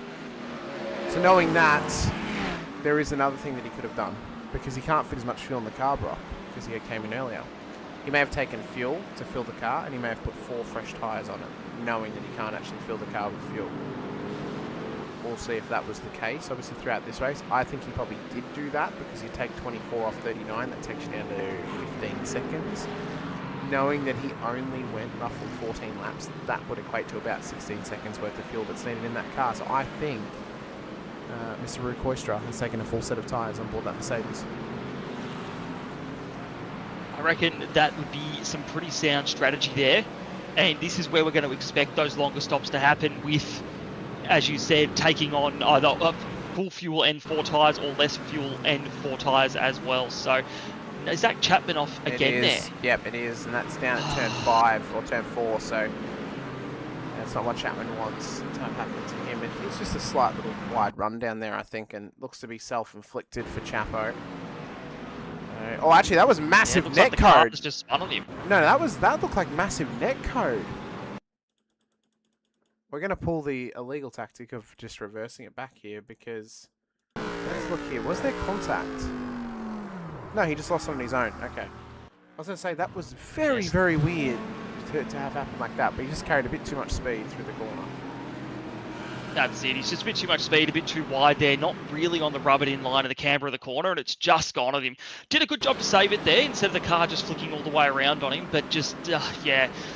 A bad night getting worse for Kurt tonight, and I'm sure this one, for his sake, will be his drop round, and the next 4 to come after this are going to be absolute bangers in the Audi for him. Well, Rook Oyster has had a minor mistake down at turn 10 as well. He's gotten the back going again, but yeah, it's important to maximise when you use that drop round, of course. You don't want to be taking it too early in your season. You want to be keeping it in your back pocket, because otherwise you're going to be putting yourself under pressure throughout the rest of the season. Magnus Rowney now has been put under pressure here from Mitch Hobbs, who made a minor mistake earlier on in the race. Certain cars are at obviously a much better advantage over others. We saw as well, whilst we were chatting to Scott Rankin, that Doug Gowans had finally come into pit lane. He's taken a 42-second stop. So again, he may have taken 4 tyres. We can definitely say he's taken 2. Whether he's taken 4 or not, though, I'm not 100% certain, but time will tell. Knowing that it was a 21-second stop, 4 tyres, and he took a 20-second stop last time, I actually wouldn't put it past him to have taken the same amount of fuel, but have taken 4 tyres on board this Corvette. Yeah, it's the time to do it. And keep in mind, Gowan came in a few laps ago as well, so that I don't think he would have burned off all of his fuel. So it wouldn't surprise me if he's got 4 tyres on that thing, and he is now racing around and won't take any tyres for the rest of this race. That would make the most sense to me at this point, and then we'll expect another pit stop from him probably in the next 20 to 25 minutes, and expect a lot of the rest of our field in very, very shortly, as they start to run out of fuel and probably all put tyres on. I imagine we're going to see a lot of cars up on the jacks in the next 5 to 10 minutes as that fuel starts to run lower and lower. Another, looks like Ben Brooks coming to the pits as well for his next service. And one thing we know, Brock, is, well, actually, no, one thing we know is one thing we might be looking forward to here is Patrick Reardon sets the fast lap of the race, 142.17, says good pace on board that car. What I'm seeing from Doug is, I think Doug's actually trying to effectively split his fuel evenly across the race. He's taken obviously 20 seconds in the first stop, has taken roughly 20 seconds in the second stop as well. that's taking him out to about lap 35 at this stage. I have a feeling that Doug is trying just to split this up into half-an-hour blocks, just to make it easy for him on the fuel strategy here today. I think that is the current strategy for him, knowing this race has gone green. This is often a track that stays green as Ben Brook is up on the jacks, and he's up on the jacks now for nearly 45 seconds. That is 4 tyres on board Ben Brook's car. It's the first guaranteed stop that we have today of 4 tyres, as Mitch Hobbs is back in once again as well. So let's see what sort of strategy comes off this car, because we know that he previously has taken 2 tyres. So if we see him take tyres again, he may be hurting himself here. I would expect this, though, to only be a fuel stop for that Corvette of Mitch Hobbs. Yep, I would expect the same. Currently, that's what we're seeing in the background. The other car there has jumped up on the jacks. Hobbs, we're waiting and watching. He's gone up on the jacks as well, so he will be taking some level of tyres on. See how much that is, but he's decided to do tyres again, and honestly, after that spin into the gravel, it doesn't surprise me that he needs some there. Back out on track at the moment. He's taking a full set just very quickly. Full set of tyres on board that car, so that's a bold strategy for him. Johnson's done the same thing. Ultimately, what Mitch Hobbs has done now, though, is he's given up 12 seconds extra in this race, and that has probably killed his chances at a top 10.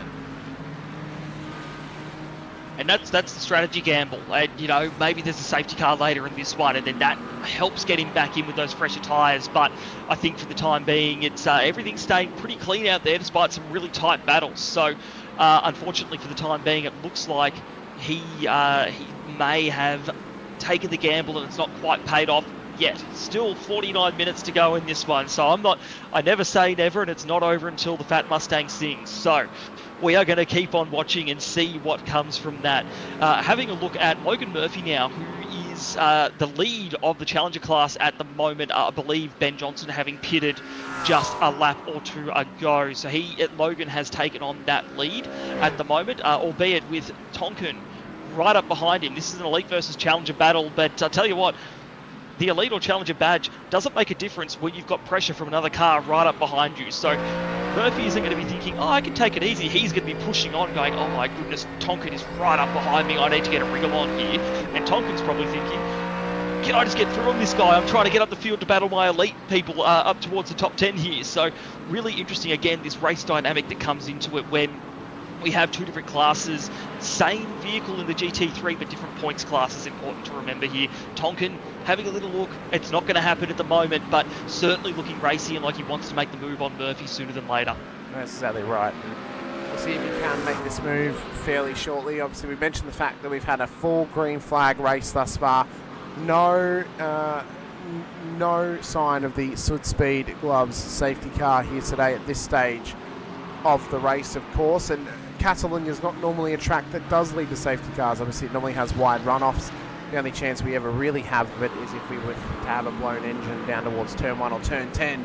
See Tonkin now just starting to put the pressure here onto Logan Murphy as we ride on board with him up towards turn 12. Murphy holding on strong here ahead of Stephen Tonkin. And the JWM driver just unable to put the pressure right up onto the back of the Mustang as they ride through turn 13. Once again, and into pit lane comes Murphy and Tonkin as well. So Tonkin very likely was wanting to get past just to make sure he had a clean and free run into pit road as they'll bring it down pit lane once again. We want to give a shout out, of course, to the title sponsor of the series, Dash Offroad. Have been around for a very, very long time in support here of the Premier Endurance League GT3 Limited Series, as well as Horsley Park Country have come on board this season, as well as Podium Printworks too. They've come on board for this season, giving us some lovely trophies, it must be said, for this season for our drivers out there as well too. Scorsa, who's come on board as a technical development partner in the series as well. They'll be trying to bring out some new things that we'll be able to use in future on the broadcast, and as well for drivers to use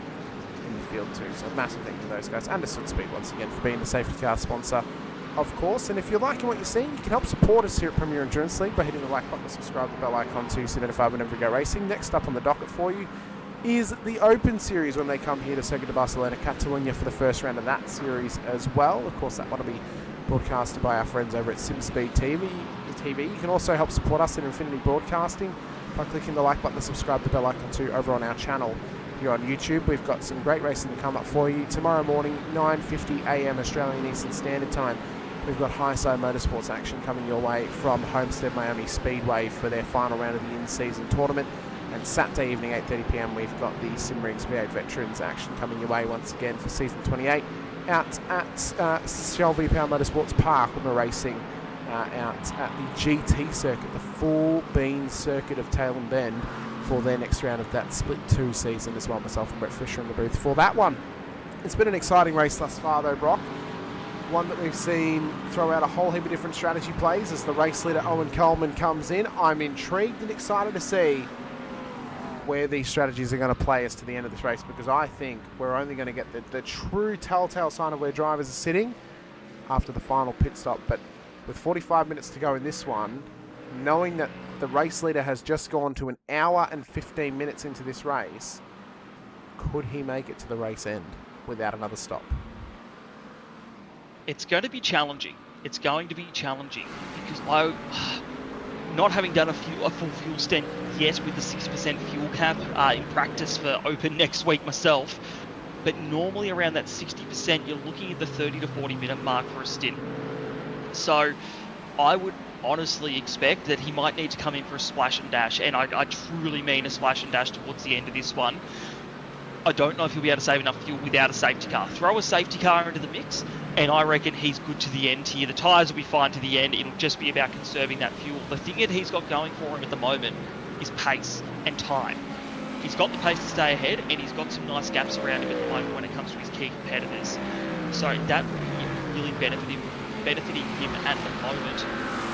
Excuse me, in the background here, watching Gerard pulling aside for Gardner there, so not sure if potentially that's a redress or something similar from an incident before, but he's popped out of the way as all these drivers. Keep in mind, we've got a kind of a mixture here of drivers who are on new tyres, old tyres, really old tyres, or somewhat new tyres, just to keep things confusing for you. So in the foreground here, we have got Brant Tucker and Daniel Magri duking it out. Magri, after being at the back of the field, working his way methodically further towards the front after that lap 1 incident, getting the move done on Tucker there relatively easily, albeit these are not class rivals, so smart racing from both there.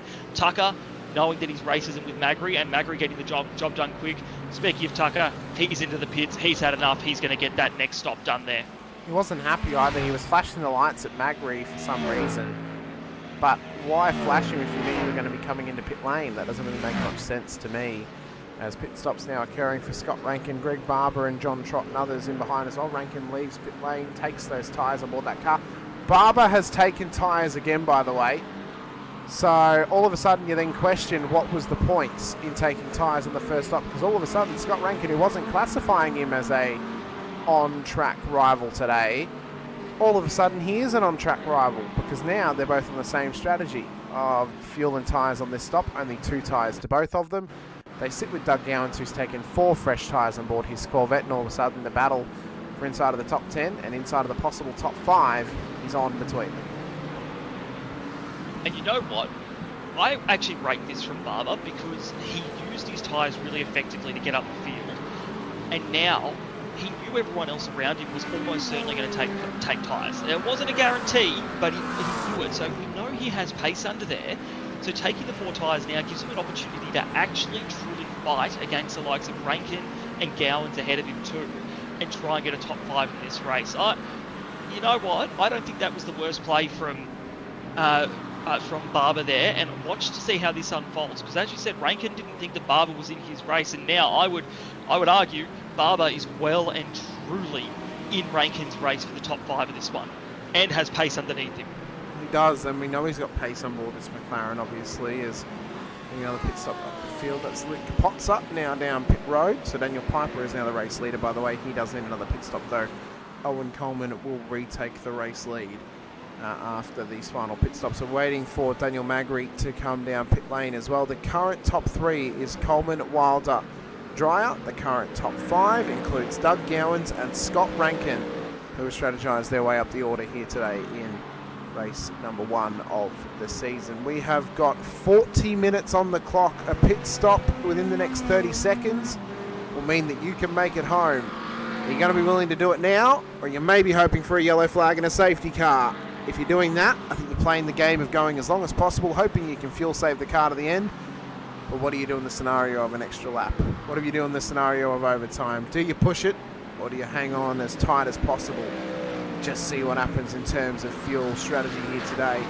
Here we see Magnus Rowney battling away with the Challenger class race leader Benjamin Johnson, who's dropped a few positions in this race. He's got Rui Cloistrom behind him. Next closest in-class cars behind him is Mark Foster and Logan Murphy, who are battling for P2 on the road at this stage. This is a podium battle between the both of them, and this one looks to be heating up for the final Challenger class positions on that podium. And Fozzie's a hard fighter. I love racing against Fozzie. He's so much fun. Hard but fair, and you can see it's exactly that here for this second place in the Challenger class at the moment. Logan in that big banging Mustang looking for opportunities. He's going to throw it down the inside at turn 5. Not quite going to get it done there. Has had to pull out of it, but Fozzie's gone wide.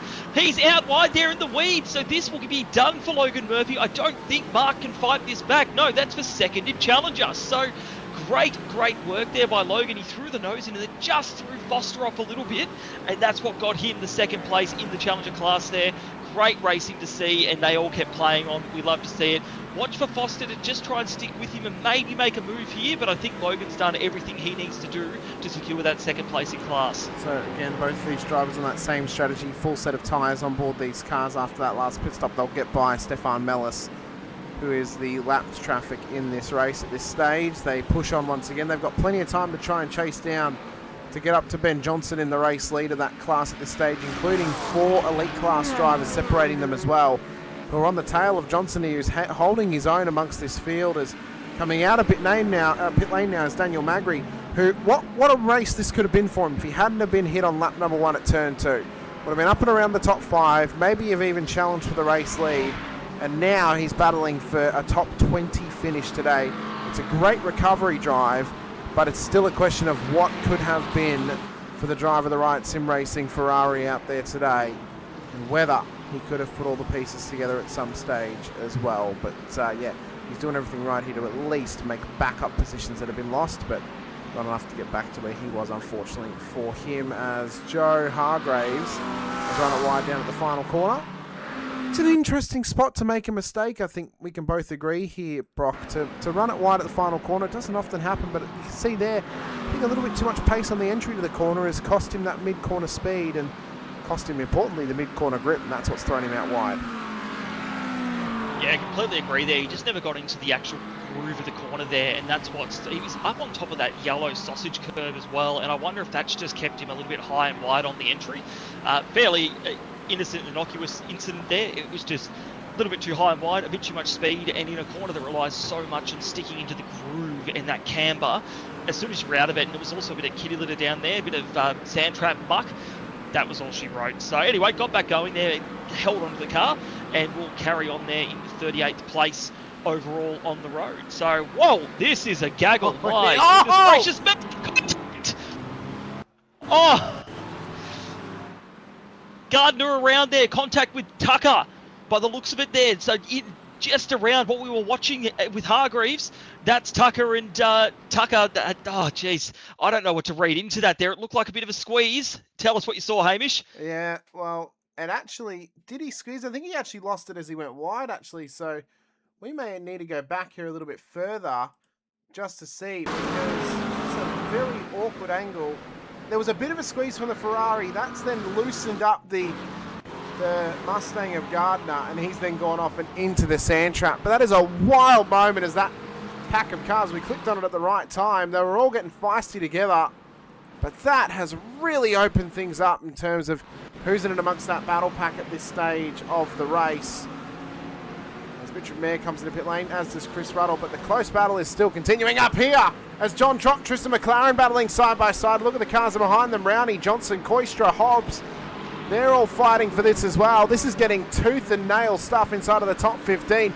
It's not even for a race-winning position, but it's about pride, it's about ego, and it's about whether you're able to put it all on the line. As Koistra looks up the inside at turn 10 on Ben Johnson, he'll get past the Challenger class leader. He'll look to fight on as Hobbs looks to make it a 2-for-1 special up there as well. Gets by at turn 11, and all of a sudden Johnson's down 2, Hobbs and Koistra up 1, and Spithill's wondering where he could buy a ticket to the race to get his car past 2.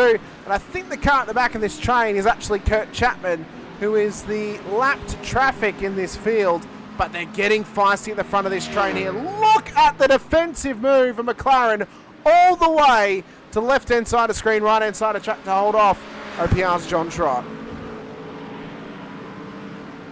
Might just do it here. Trott is going to try go around the outside at turn 1. Brave move. They're going to make a bit of contact. No, they don't. They keep going. What a move from Trott around the outside of McLaren through turn 1. He wanted to make sure he got through there in one piece. McLaren trying to get a massive run off of turn 3. See what he can do down into turn 4. Trott, I think, is pretty protected here. Excellent racecraft by these two. Millimeters in it, and they make it happen. Hobbs and Rowney side by side through turn 4 now. Looks like Rowney's going to keep that one there. Hobbs looking racy in behind though. You do have Johnson, who Hobbs just passed, but Johnson has not dropped off. He is still wanting a piece of this action. Every position he gains is better for his Challenger Championship as well. So they are fighting, as you said before, Hamish, tooth and nail out here. We're nearly within half an hour to go of this one, and I reckon they can sense it. It's in the air. They know this first round of Season 8 is coming to an end, and every point counts, and you can't convince me otherwise. That's right, every point does count. We know it counts, especially with the limited amount of races that are on offer this season, and as well as the limited amount of points, the two. As we're right on board at this stage with Rowney in amongst this battle, you can almost feel the electricity and the energy coming off these cars as they fight for position. You see there, that was the tail of Koistra just wanting to try and almost spit out on him through turn 11, but he kept it under him at that stage. Then you see McLaren as well just getting a little bit of oversteer off the exit of turn 12 or turn 13. They come around 14 to the main straight. And you see how wide they're running into the kitty litter out there. And luckily they haven't dropped any on the floor, but at the moment Hobbs is struggling for pace. He's trying to cover the inside line to Ben Johnson on the outside. It's a Corvette v Corvette battle. Hobbs will hang on to it at this stage, but look up the front. Koicha's trying to go for a big move here on McLaren and Rowney. He looks to get it done round the outside at turn 3. Does the Mercedes driver, gives a little bit of contact with McLaren, gets the job done. Move made for Rui Koistra. He's up 8 now to the top 15, and right now Rowney and McLaren are battling hard in towards turn 4. Gets it done, does Rowney. Hobbs will come by as well, but that is how crucial momentum is. That's how crucial it is to hang on to your momentum, because all of a sudden, McLaren is under massive pressure. He'll somehow hang on ahead of Mitch Hobbs, but he very easily could have lost it back there. Absolutely, and this, as you said, momentum matters, rhythm matters, and McLaren in the last couple of laps has lost that with so many people getting past him, pushing him aside and making these passes happen, and now he's having to fight off Hobbs. Hobbs, who is looking to make up for being spun around earlier on. He will feel spurned, like he needs to earn a bit more out of this race to make it worth it. So he's going to look, I thought he was going to throw a late move down the inside there and really make Tristan's life hard. He didn't, but he's looking racy. Ben Johnson behind all of this, still hanging with this pack here. Kurt Chapman, the lap car behind, wondering, oh my goodness, what are these guys doing? They're racing hard. It's all to play for here, and they really want to make these positions worth it. Side note, Owen Coleman has just come in and done his final Splash and Dash pit stop. So that is the first of our stoppers, and we're starting to see a few more cars come in. That's it. Rui Koistra, John Trott have just come in as well. So they were in amongst that tight battle pack. Getting out of it, I think, is probably actually the smart move for them, because they're going to save a little bit of time now by getting some better track position whilst this battle pack continues to fight. It's unbelievable how close it has been and how just energetic this battle has been between these guys. I mean, we've still got half an hour of this race to go. It's not even for a race-winning position. It's for a minor position, all of about P13. And the fact that they're fighting for it tooth and nail. Sorry, Hamish. I think I just heard race control call safety car. What? Oh, I think I know why. It's that right there, Daniel Fritz. I saw that he had dropped off the road, and if they have called safety car, this is very significant, and I appreciate you pointing it out there, Brock, because this is a big moment. I did see he had an off track, but I was so enthralled with that battle, I didn't want to have to click away. So this is what happened. He was actually already going slow, and that, I believe, was Martin Hallinan in behind him, who actually made the contact. So Fritz was already going slow at that stage, and I want to try and listen out here to see if he actually already brakes the car.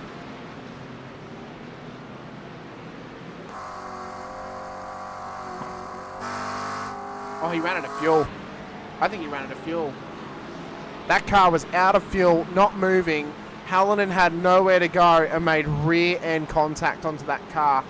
This has all of a sudden completely changed the game if this has thrown a safety car out for us. Because that car is not going anywhere and the safety car is on circuit. Wowee. This is really interesting because Owen Coleman had just pitted then. I'd imagine we're going to see a few pitters, but interesting. Barber, Vlahovic, and Wilder have all stayed out. So that's fascinating at the moment to see. So this is where those strategies come in. And did we not say keep half an eye on Barber in this one? And look at where he's at the moment. So some people are going in, they're getting the fuel on board, which will guarantee them getting to the end of this race. And there are a couple of drivers taking the gamble. Why not? Give it a go. Let's see where you end up. So that's going to be a really interesting one to watch once this all gets started again. Most drivers will be on fairly similar tyres, and I don't imagine you would take tyres under this safety car. But splash and dash, yes, or fuel save something severe. Turn the car off, cruise it down a hill, do whatever you need to do to try to make it to the end of this one. Well, think about it. We're not actually having to save fuel for laps now. We're now are actually having to think about the time loss. Because the time loss is more significant here. It's not the lap loss that's significant, it's the time loss, right? Roughly speaking, depending, let's say we have 3 laps under the safety car. We're going to lose 10 minutes of racing. 10 minutes of racing is enough for those who haven't pitted here to actually make it home, Brock. That's the slight differential that they're playing. So for Greg Barber, Vlahovic, Wilder, they're at a, well, actually no, for Vlahovic and Barber, because they're the top 2 have not pitted, they're playing the gamble game of trying to get themselves home on the fuel they already had. Hodges is trying to do the same thing. But the likes of Wilder, who's jumped Coleman in pit lane, the likes of Dreyer, Gowans, Rankin, a lot of other drivers too, are trying to force the issue. They've put the fuel in their car so then they don't have to save themselves to get home. The one difficulty I see with this is, and the one problem I see with this is as well, Brock, is Doug Gowans, who I suspected was running that split strategy, is running that split strategy. He didn't adjust the fuel though for the time loss to the end of this race. So he's probably put a little bit too much in that car, but it does mean he can push on now. So those that have pit have stopped themselves from needing to worry about saving. Those that haven't should be able to make it home, but it's still going to be tight margins. And I think that's going to be the game changer, is the people that have pit can push. There's no doubt in their mind, I can get to the end of this thing, I can push on, rev the thing all the way to the end of the rev range in each gear, brake as late as you can. There's no lifting, there's no saving, just go after every position that you can get in this one. For the guys that didn't pit, there is going to be a question mark. Because keep in mind, one thing I will point out is if they are using the iRacing fuel calculator, that will calculate fuels based off of the safety car laps as well, so it won't quite give you a 100% accurate reading as you get to the end of this one, which I've had happen to me before and nearly run out of fuel in one of these races too. So they just, even if they think they're okay, they're still going to be thinking, oh, am I actually going to make it to the end, or am I still going to have to save a little bit? And that'll be where guys like Owen and Wilder up the front of the field are going to be able to take advantage of that little bit of weakness, that little moment of indecision or saving, and try and get a move done here. I think we are on for an absolutely stonking battle for the top 4 to finish this one. Give it a 20-25 minute sprint to the end. Yes, please. Let's see how this goes. So I think the other important factor here too is as well, Brock, is not only is it has your auto fuel calced correctly, right? Let's say you don't have an auto calculator. Let's say you have a spotter. The difficult part of a spotter's job right now is calculating how much fuel you need to cover the time loss. Because you've lost 10 minutes, you've then got to figure out how many laps takes up 10 minutes of proper race time, and it's roughly 5.5, maybe 6 laps, right? It's roughly 6 laps for 10 minutes here at Catalunya. You're losing that 10 minutes every 3 laps under this safety car. So if it lasts 3 laps, you're losing 10 minutes. You've then got to try and calculate, all right, so we're actually only using 3 laps of fuel, but are we really using 3 laps of fuel because we're running at a much lighter rate? I think if you come in fuel and you put fuel in the car, instead of having to put 6 laps in that you would have to for this 10 minutes, you've probably only got to put 2 laps of fuel in the car. And if you haven't calced that properly and you've put too much in, you've made the car heavier than it needs to be, you've probably given up time in pit lane you didn't need to either, and you've put a little bit more pressure on yourself to get these cars home. And that's the beauty, the mystery, the terror of a late race safety car is you might do it perfectly, you might stuff up the fuel and either put too much on or too little, and then you're too heavy or you're too light and you need to take a fuel stop, and then you're going to go tumbling down this order. If you have to stop in the next 20 minutes, you're going to go tumbling down this order now that the fuel's compressed as well. So this is a real risky decision. If it pays off, it's glory. If not, and we've had the safety car spin out. We have had the safety car That's spin awkward. out. Yeah, I just saw some smoke then and I'm like, wait, did the safety car spin? And it did. And as we like to classically do just before we restart, we're going to show Tim Lawson spinning the safety car because why not? He spun the safety car. It happens so rarely. And the Sudspeed safety car, its first appearance of the night, and he gave us a nice little drift down there at turn 11. So big thank you to him for giving us that piece of action. We're preparing ourselves though for the race restart. It's 24 minutes on the clock left to run. Are we going to get overtime in this race? Is there more dramas to come? Greg Barber gets us back underway. Green flag once again here at second to Barcelona-Catalunya. And it is a hot race start from the OPR McLaren. And look at them all weaving, trying to get some heat into their tyres. Even though most of them will have used tyres on, they will have lost a heap of temperature there. So this is a really critical lap to cycle your tyres back in and get these cars back running at full pelt quickly, or else you're susceptible to a pass here. Barber with an absolute barnstormer out the door there on the restart, protecting himself at least in the very early parts of this. In the background, Coleman already passed Wilder. He's one position down, 2 more to go to get back to the lead. He's making this happen quickly.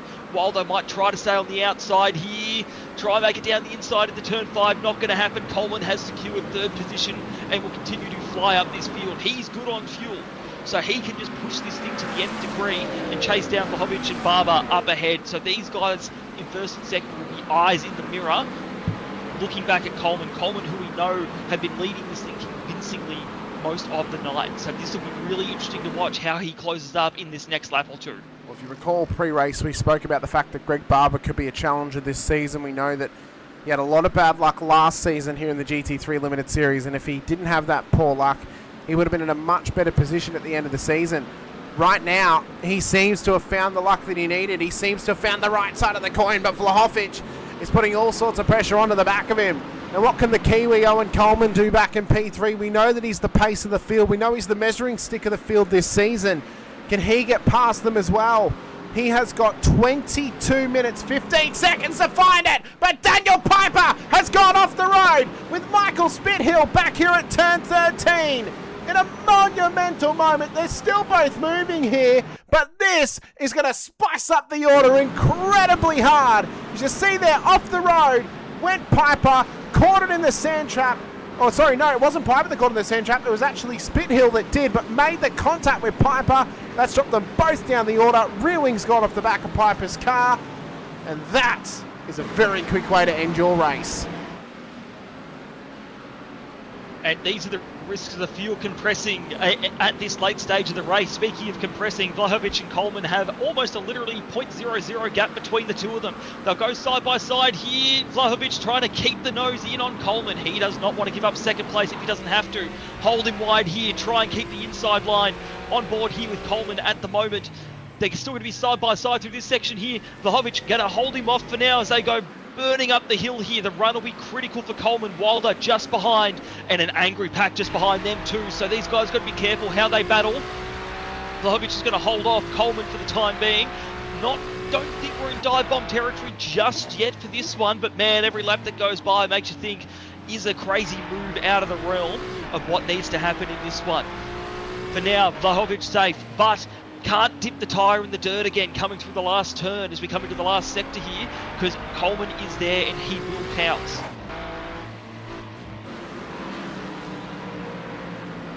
We're also going to mention too, not only has the intensity risen here on the elite class, it's also risen on the challenger class as well. Logan Murphy and now Jake Robillard, who was fighting in 2nd place for the challenger class, has gone off down at turn 12.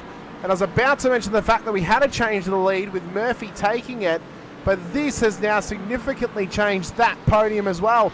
It's now promoted Brent Tucker onto the Challenger class podium. This is what happened to him. He was fighting in behind Murphy for the race lead, trying to hang on to his Ferrari here in P2 as Robillard lost the rear end off the road, straight in the wall for a hard piece of contact. As now as well, Mitch Hobbs has also gone off the road on board his Corvette down at turn 1-2. All of a sudden, a single safety car has completely shunned the field, as this is what happened to Richard Mayer, and so that was already Hobbs around. So Mayer, and this is messy up through turn 1, 2, and 3. How has this all happened to them? This is just mayhem at this point. Like, they've all come back together, and it's just, this is the mentality. This is the sprint. They're just trying to get through. Actually, the field did a good job at not hitting Mitch Hobbs' park there down at turn 1. So we'll have a look here and see what's happened. So slight contact there for Hobbs as he goes wide. Then he gets hit by one of the Shield Code, the Revolution racing cars in the background there. And smart play there. He just parks it, lets all those cars go through. And in all that mess, then you've got Richard Mayer, who's been hit off to the side, or I don't think he got hit, he rather pushed off to the side there to avoid all the carnage. But this has just been crazy. Back to the lead of this field. Take a breath. Don't, because it's still absolutely intense up here. Vlahovic is doing a great job holding off Coleman. I was watching in the background during those replays. Coleman has been throwing every move he's got at him. Whatever he's got, he's been throwing. Vlahovic is saying, none of that, mate. I've seen this before. I've done it before. You can't get me. Part and parcel again. Brakes a little bit later. Coleman can't quite get down the inside confidently. This is helping Barber, though. This is creating just a little bit of gap and helping Barber. Every lap he gets closer. They're going to make contact side by side here. This might be all she wrote for Vlahovic, but you can go around the outside at turn 4. He's going to hold it there. Coleman pushing him out wide.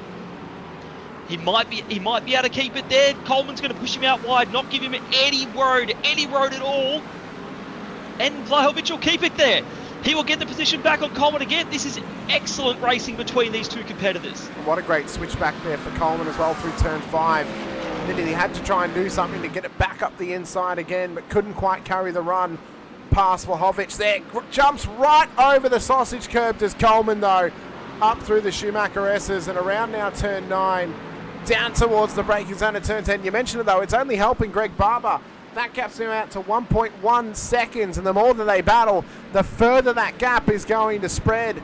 With less than 20 minutes on the clock, it is coming down to the wire here for the elite class and overall race win today.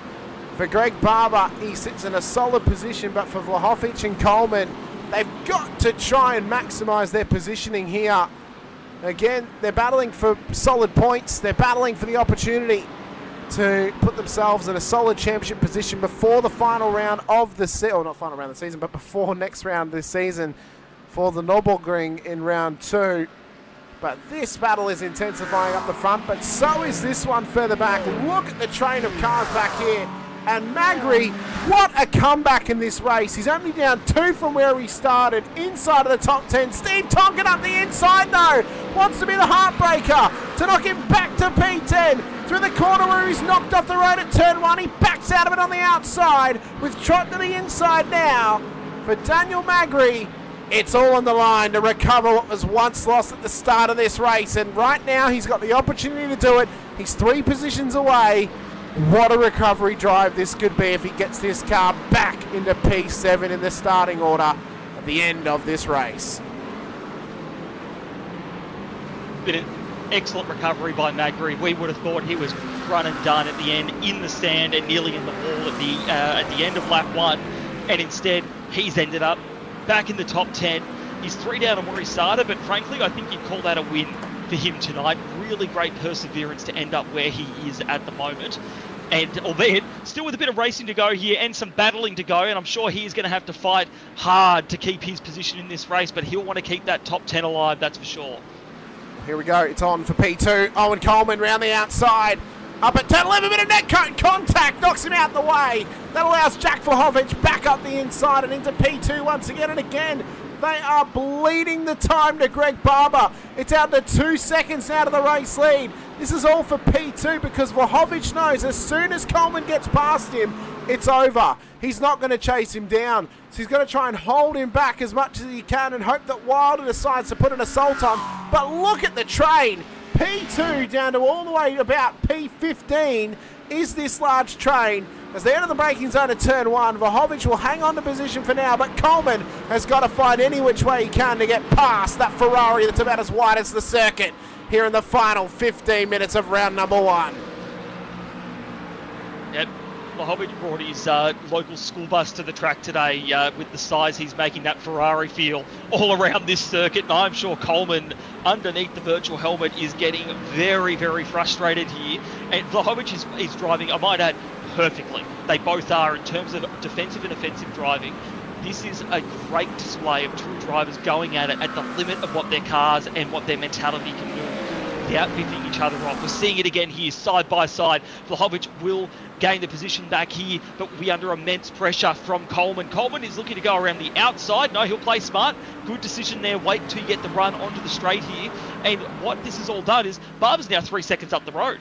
With only 14 minutes left in this thing, that could be the gap that means the win for him at this rate. So Vlahovic now defending hard. He wasn't defending a couple of laps ago. Now he is. Wilder getting into the back of Coleman, letting him know, knock, knock, I'm here. This is bringing the rest of this pack in ever closer. A small mistake here will mean disaster for any one of these drivers. At so close to the end of the race, Coleman is up the inside, coming into the second last turn here. Can they keep it side by side? Coleman through for second. Wilder looking to try and go to the inside for third. Coleman finally through with 14 minutes to go in this 2-hour season 8 round 1 for PEL.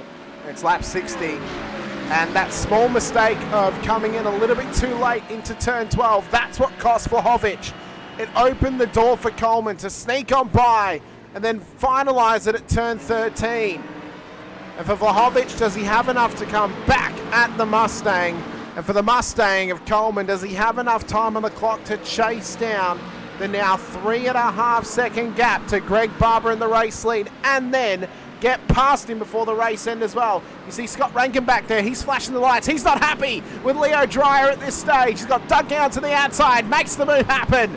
And you see that Wilder as well is having a wider run. But this is a hot battle pack to keep an eye on, all being hodled by Leo Dreyer here inside of the top 10 as Gowans looks for an inside on Rankin. Can't quite get the run, but it's a scramble for your Sunday night Premier Endurance League action for round number 1 here today. But Barcelona's turned it on, and all it took was a bit of safety car magic to bring everyone back together again. And look at that. These guys, they took a breath, might have had a little bit of coffee or a little swig of whatever they prefer, and it set them off. They're ready to go. So this has been some excellent action. And outside of those first couple of laps after the safety car, pretty respectful, hard racing, which is exactly what we love to see here. I wish, I said this at the start of the race, I couldn't see how this race was going to pan out, my magic little ball trying to look into it, and I would not have predicted Barber to be winning this one over Coleman at this point, but that is the beauty of safety cars and strategy, and right now that is working beautifully. And in this mid-pack here, it's all to play for. We were chatting with Scott Rankin earlier, and his strategy was to try and get into the top 5. That dream is still alive right now. He's going to pass a couple of cars to make it happen. Dreyer and Hodges up ahead of him, and time is running out. He's just got to get a little bit closer to try and make this happen. But in the background, Gowans under pressure with Tonkin. Nothing going to happen there, but these guys are looking like something is about to blow up severe between them with how close they are nose to tail. They're all trying to hang on to it here as best they can. Pressure has been applied immensely throughout this race. Further up, Nathan Hodges feeling the pressure here of Leo Dreyer as well. He looks to go down the inside at Repsol. Can't quite get the run that he wants there. Come the South African, and now Rankin trying to get by him. He can't get the run in that Logitech G Orbit drop bear car. As he tries to go for a switchback, he thought when we spoke to him this car was good enough for a top 5. He's got to put the pieces of the puzzle together though. He's got 2 cars separating him and P5 on the road, and they're the 2 cars directly in front of him of Leo Dreyer and Nathan Hodges in P6 and P5 on the road, respectfully. Gap is 3.15 seconds, and we have got just about 10 minutes to go. I don't know if there's enough time for Coleman to do this, and I tell you what, it's good to see Barber do well, knowing the sort of poor luck that he had last season, Brock. Knowing the bad luck that he had really hurt him last season. The fact, though, that he can come on so strong right now, find the luck that he needed today, and put this car in the race lead, it really it almost makes me feel happy for him at this point of the season, knowing that he can have this good luck early. Although John Trotty's teammates had no luck through the final corner, he's run it out into the sand trap and just struggling to get it back going again. But it really almost brings up the hunger for what this championship battle is going to be this season, Brock. Knowing that Barber's found the luck he needs, knowing that Coleman's got his pace, Vlahovic is as hungry as ever. Who could possibly win this championship this season? I mean, we're only going to find out in 4 rounds' time. And look, you know what? That's the beauty of this series, is that it's never just one guy in the fight. You know, there's usually a heap of competition through the whole field, and then for that top 2 or 3, you've always got guys that are ready to fight. And I would not surprise me to see the likes of Barber, Coleman, Vlahovic, Wilder, Hodges, Dreyer. You know, these guys we've seen fighting up there in that top 5 all day, really pushing each other to get better and better as the season goes on. So expect more from that. We're going to check in just quickly on the Challenger battle while we've got a mini breather here. It's still all going on. Logan Murphy is currently our leader, and on track at the moment we actually have Murphy, Johnson and Tucker, the top 3 of Challenger, in a line. You can see that Johnson's just behind Murphy there. Tucker a little bit further back on the track. Got to give a shout out to Tucker here.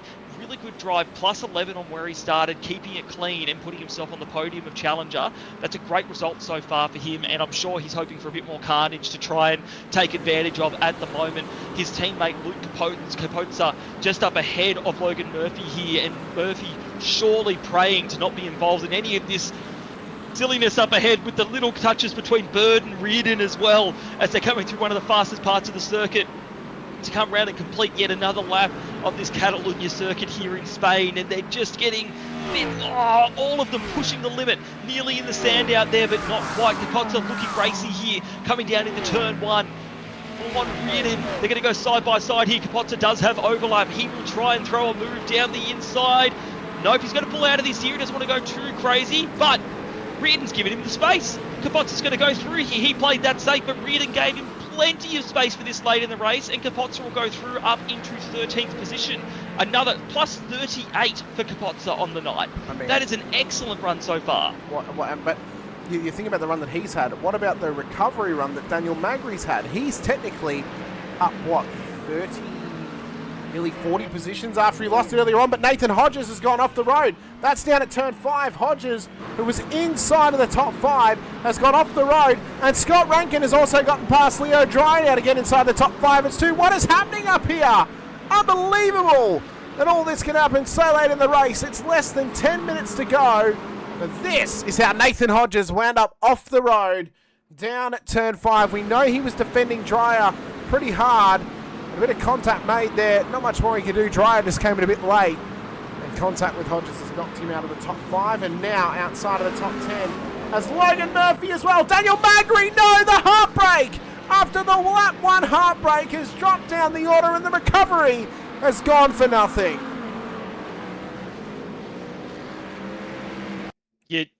There's no words there. There's no words. Look at this. So Magri is keeping out of this. This is 2 other cars have made it 3 wide on him, and he's the innocent victim in all of that. That's such a shame for Magri after a great recovery. We were just singing his praises, and unfortunately he's kept going, but he's just lost so much out of that.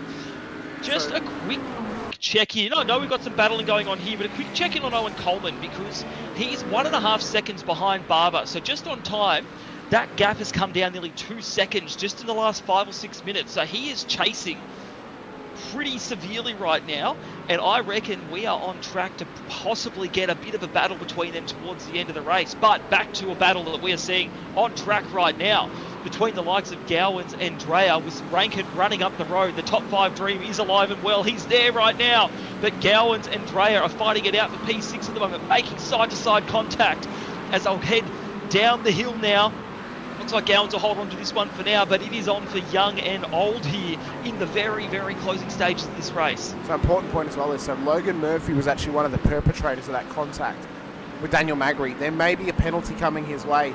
So the race lead and the race winner Challenger class today could change based on what that penalty is to Logan Murphy. So we've got to keep an eye on what race control say and how that's going to affect this race, because Ben Johnson could still be our race winner just yet for that Challenger class, and Brent Tucker could still be P2 at this stage as well. That gap's now down to 1 second from Barber to Coleman. There is just over 5 minutes to go. Is this going to be a 5-minute sword fight? A 5-minute battle for the ages for the race win between Greg Barber and Owen Coleman? As taking a little bit too far off the road there. Vlahovic, Wilder and Rankin all ran it wide at the final corner, but the top two, this battle looks to be on at the end of this lap, because at the rate that he's catching him was a 41.9 the last lap, 42.4 for Barber at that time by.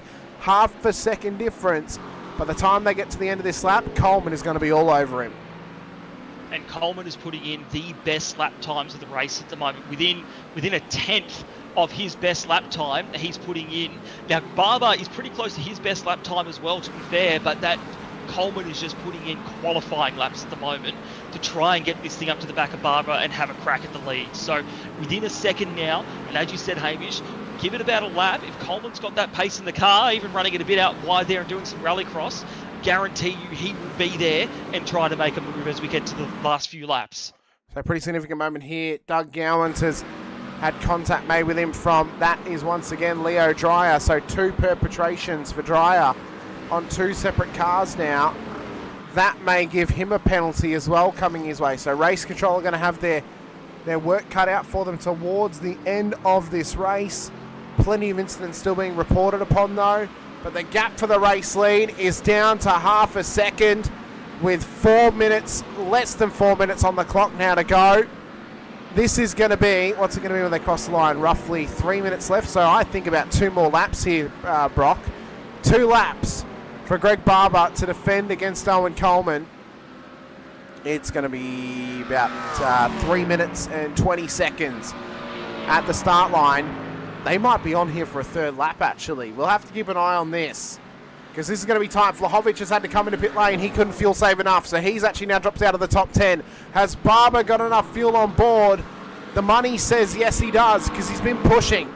He's been pushing these last few laps. He hasn't been fuel saving. Where Vlahovic, who was involved in that battle with Coleman, has dropped so much fuel, he's had to come back down pit lane to get that Ferrari home. Podium's gone, top 10's gone, top 20's gone for Jack Vlahovic in that gamble. But there is 3 minutes left on the clock. Owen Coleman's right on the back of Barber, but the question is, when does he pounce? When does he try and make a move? And can he get the job done before the checkered flag flies here in Barcelona? This is going to have to be a masterful defensive performance from Barber. Coleman clearly has the pace. Last lap alone, another half a second, 6/10 rather, in pace. Coleman is already up the inside here. Nope, excuse me. He was thinking about it. He didn't want to go there. That's smart. He knows he's got time here. He's got pace. It's about making the right move at the right time. So Barber will be absolutely driving in the mirrors right now to try and make something happen and try and win this race. It was such a good strategic move to stay out, and so far it's working for him. He's got the fuel on board. We can only assume so, the way he's racing here with Coleman.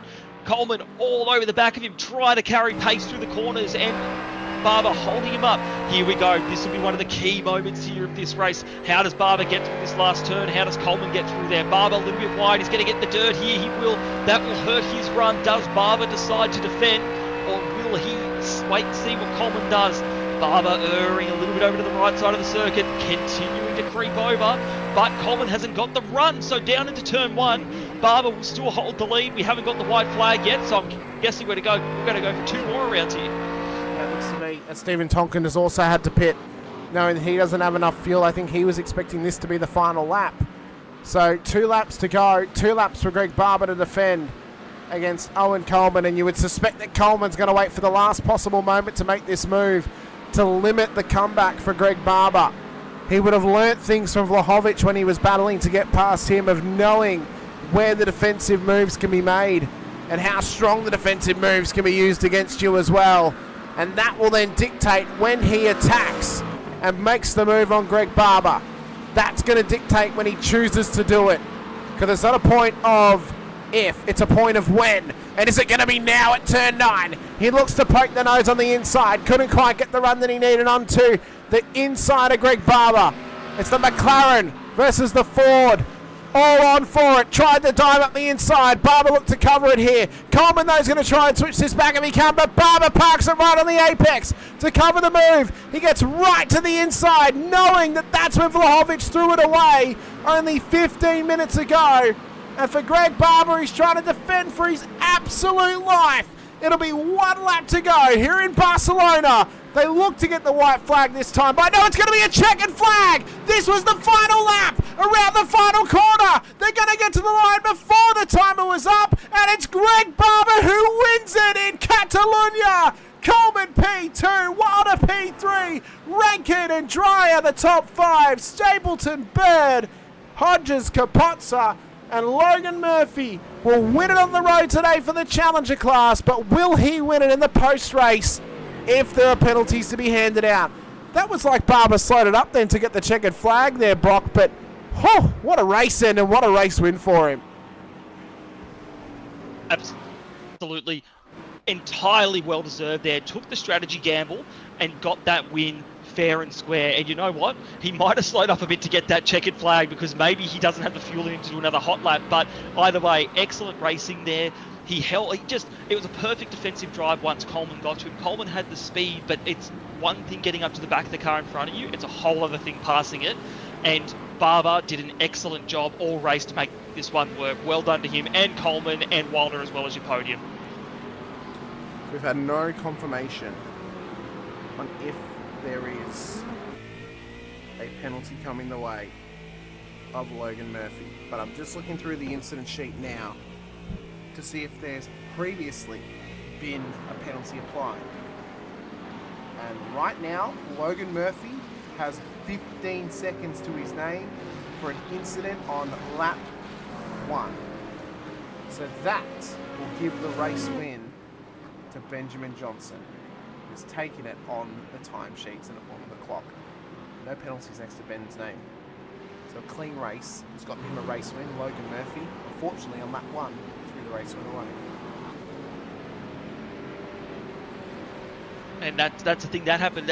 Great point. That happened on lap 1, that penalty for Logan Murphy, but it ended up losing him this Challenger win at the end of all of this, which is a shame, but that's how the cookie crumbles there. And great for Ben Johnson. You know what, Ben Johnson, he was right up there and about the whole day in that Challenger class as well, so a well-deserved result for him there. And Brant Tucker in third in the category as well in Challenger, raced his way through and kept it relatively clean as well among some pretty crazy competition that we were keeping an eye on through this race. So well-deserving top 3 in both classes in this one. An excellent final run to the end after that safety car non-stop action. I mean, it was unbelievable, wasn't it, to see that race come together throughout that one as well. We're just trying to get everyone sorted here and get some B-roll happening for you before we obviously chat to our drivers here today as well. There we go. That'll get us right here. So let's have a quick look at our post-race results today for race number 1 of the season. As we'll look first to our Challenger class positions. So Logan Murphy will take the win on the road, but it will actually be Ben Johnson who is our race winner here today due to a 15-second time penalty going the way of Logan Murphy. Brant Tucker will then finish P2. In behind him, Murphy will drop back off the podium. Gavin Simpson will actually be P3 on the road. Foster will be P4. Murphy will drop all the way back to P5. Ben Wilkes, Jake Robillard ahead of Brendan Purcell, Matt Gerard, Janice Ragwani as well for our top 10. Chris Ruddle, Ben Brook, Ben Baker ahead of Stefan Mellis, Nathaniel Coburn, Joe Hargraves ahead of Rafael Custodio, Daniel Coleman, Matthew Bakir, and Glenn Crellin at the back end of the first page. To the second page we go. We'll find ourselves with Ronald Long, Daniel Fritz, and Michael Thompson, unfortunately, at the back end of the field as well here today. To our elite class competitors today, it was Greg Barber taking the race win ahead of Owen Coleman, Benjamin Wilder. For the top 3, Scott Rankin, Leo Dreyer ahead of Trent Stapleton, Jack Bird, Nathan Hodges, Luke Capozza, John Trott, but we have a feeling that Dreyer may have some penalties coming his way. That may drop him outside of the top 10. Brad Coates will finish ahead of Tristan McLaren, Doug Gowans, Daniel Magri ahead of Rue Koistra, Adam Gardner to Jack Vlahovic to Richard Mann, Wade Reynolds, Michael Spithill as well for the top 20 today. To Stephen Tonkin, Mitch Hobbs, Martin Hallinan to Daniel Piper, Kurt Chapman, Alfonso Latea, ahead of Patrick Reardon, Magnus Rowney, Matt Webber for the top 29 cars in the order here today. That was it for the elite classification on today's running. We'll have a quick chat to our podium or race winner here today. Now, normally we would, I'm trying to think what we would normally do, Brock. I believe we normally only chat to the race winners of each class. So unfortunately for those that finished on the podium, they don't get to have a chat to us because otherwise we're going to be here all day chatting to everyone, possibly. So I think we've got to have a quick chat to Ben Johnson first because on the timing, he should be the race winner today for the Challenger class. I don't think we've got Ben Johnson in the green room at the moment. We don't, but he's in the ODBM room, so we're just going to force him in here with us. So, Let's do it. Let's bring him down. Yeah, I've got to find him again now. I've lost him. Here he is here. Let's drag him in. This is the beauty of being able to force people to chat to us. They don't get a choice.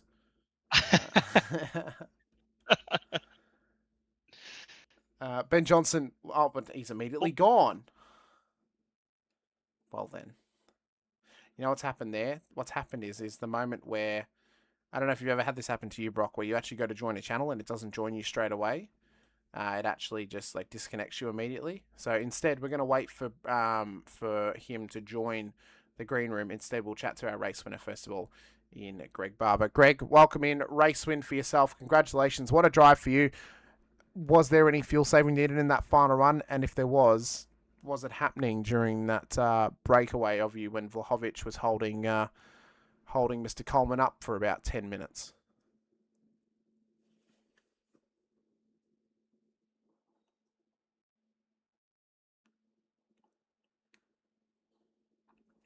Have we got you, Greg? Well then. Sorry. Oh, there you got me now? Yes, we do. We do. Yeah, sorry guys. Yeah, to answer your question, no, after the safety car, there was no fuel saving. There definitely was before that. But yeah, no, I was able to just push real hard and just watch the mirrors, watching that battle go on behind me while trying to get as big a gap as I could because I knew when Owen got past Jack, and I knew he would be coming hard. Well, I mean, you managed to put it all together here today to obviously get this race win. A lot of bad luck for you last season. Has there been anything that you've changed in between seasons to try and maybe better your percentages in the season? I mean, it's obviously whatever you've done, if you have done anything, has worked out for you because you got in the race win in round one. But have you just changed your luck or something, or what do you think was the big difference maker today compared to last season? Yeah, just reflecting on last season, I think last season I tended to push a bit too hard on cold tyres. That's probably the main learning from last season that I'm trying to apply this season. So, yeah, just back it up a little bit more in those early laps and let the car come to me a bit more. Well, we think you drove incredibly well, Greg. Knowing what's on the calendar this season, of course, the Nürburgring, Road Atlanta, Sebring, Daytona, what are you looking forward to most throughout the rest of this season now on that calendar? Pretty much all of it, to be honest. Sebring, Daytona, two of my favourites, but yeah, no bad tracks. That's good. I'm glad there's no bad tracks for your sake this season. Hopefully you can put it all together to take home another race win or maybe multiple more race wins and maybe take home this championship as well. Do you feel you can, or do you think there's work to be done against Owen throughout the rest of the season? Yeah, we'll have to wait and see how it goes. I think Owen's pretty fast. Just comes down to who makes less mistakes, I guess. Well, Greg, we appreciate your time coming and have a chat to us. We wish you the best of luck throughout the rest of the season. Is there anyone that you want to give a shout out to before we let you go today? Yeah, supporting Gamaflare One Performance Racing, Motec, Gamaflare Sim Racing, simrigs.com, and my own personal sponsor is Shunt Scenery. Also, big shout out to Night Rider Designs, where we get our liveries and so on. Well, we appreciate your time, Greg. We wish you the best of luck throughout the rest of the season, and thanks so much for coming and have a chat to us. Congratulations on the race win today. No worries, mate. I've got to go up the steward's room now. Well, we wish you the best of luck going up there. See you guys. It is Greg Barber. Now, Brock, we have a choice here. We can either not chat to anybody else because we've lost Ben Johnson, or we could chat to his teammate Scott Rankin as a representative of Logitech G Orbit Drop Bear for his teammate who's actually won the race in Ben Johnson today. Do we want to do that? Yeah, you know what? Let's have a bit of a chat there to Mr. Scott Rankin and check in with how his race went and how Ben's race went as well. Okay, very good.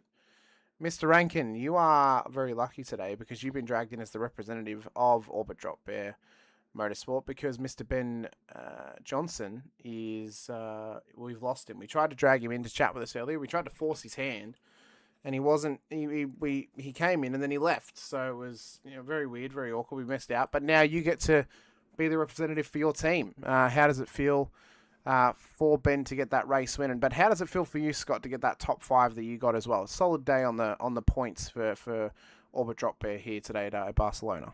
We were just talking about it, actually. We think it's Barbs is going to go and have a chat to stewards because he just wants some clarification around. There was something that happened on lap 1, but he ended up with like 25 seconds penalties. Actually, it ends up being a third outright. But either way, Ben was in and amongst the weeds. He was in struggle street in different aspects of that race. Like basically when I was talking to you guys in the middle of the race, it was much the same for him. It was just sort of, what can we do? How can we go about it? Except for he was just a touch worse on tyres in the same hole that I was in. So, it's just utilize all those levers that you've got access to. And he had to come a little bit earlier for strategy, which meant that we, weren't able to make the play for staying out and making it home on fuel. Like, shout out to Barbs and the guys that did that. I think there was a couple cars that did, and I think actually Barbs was the only one to actually pull it off with the 2-stopper. So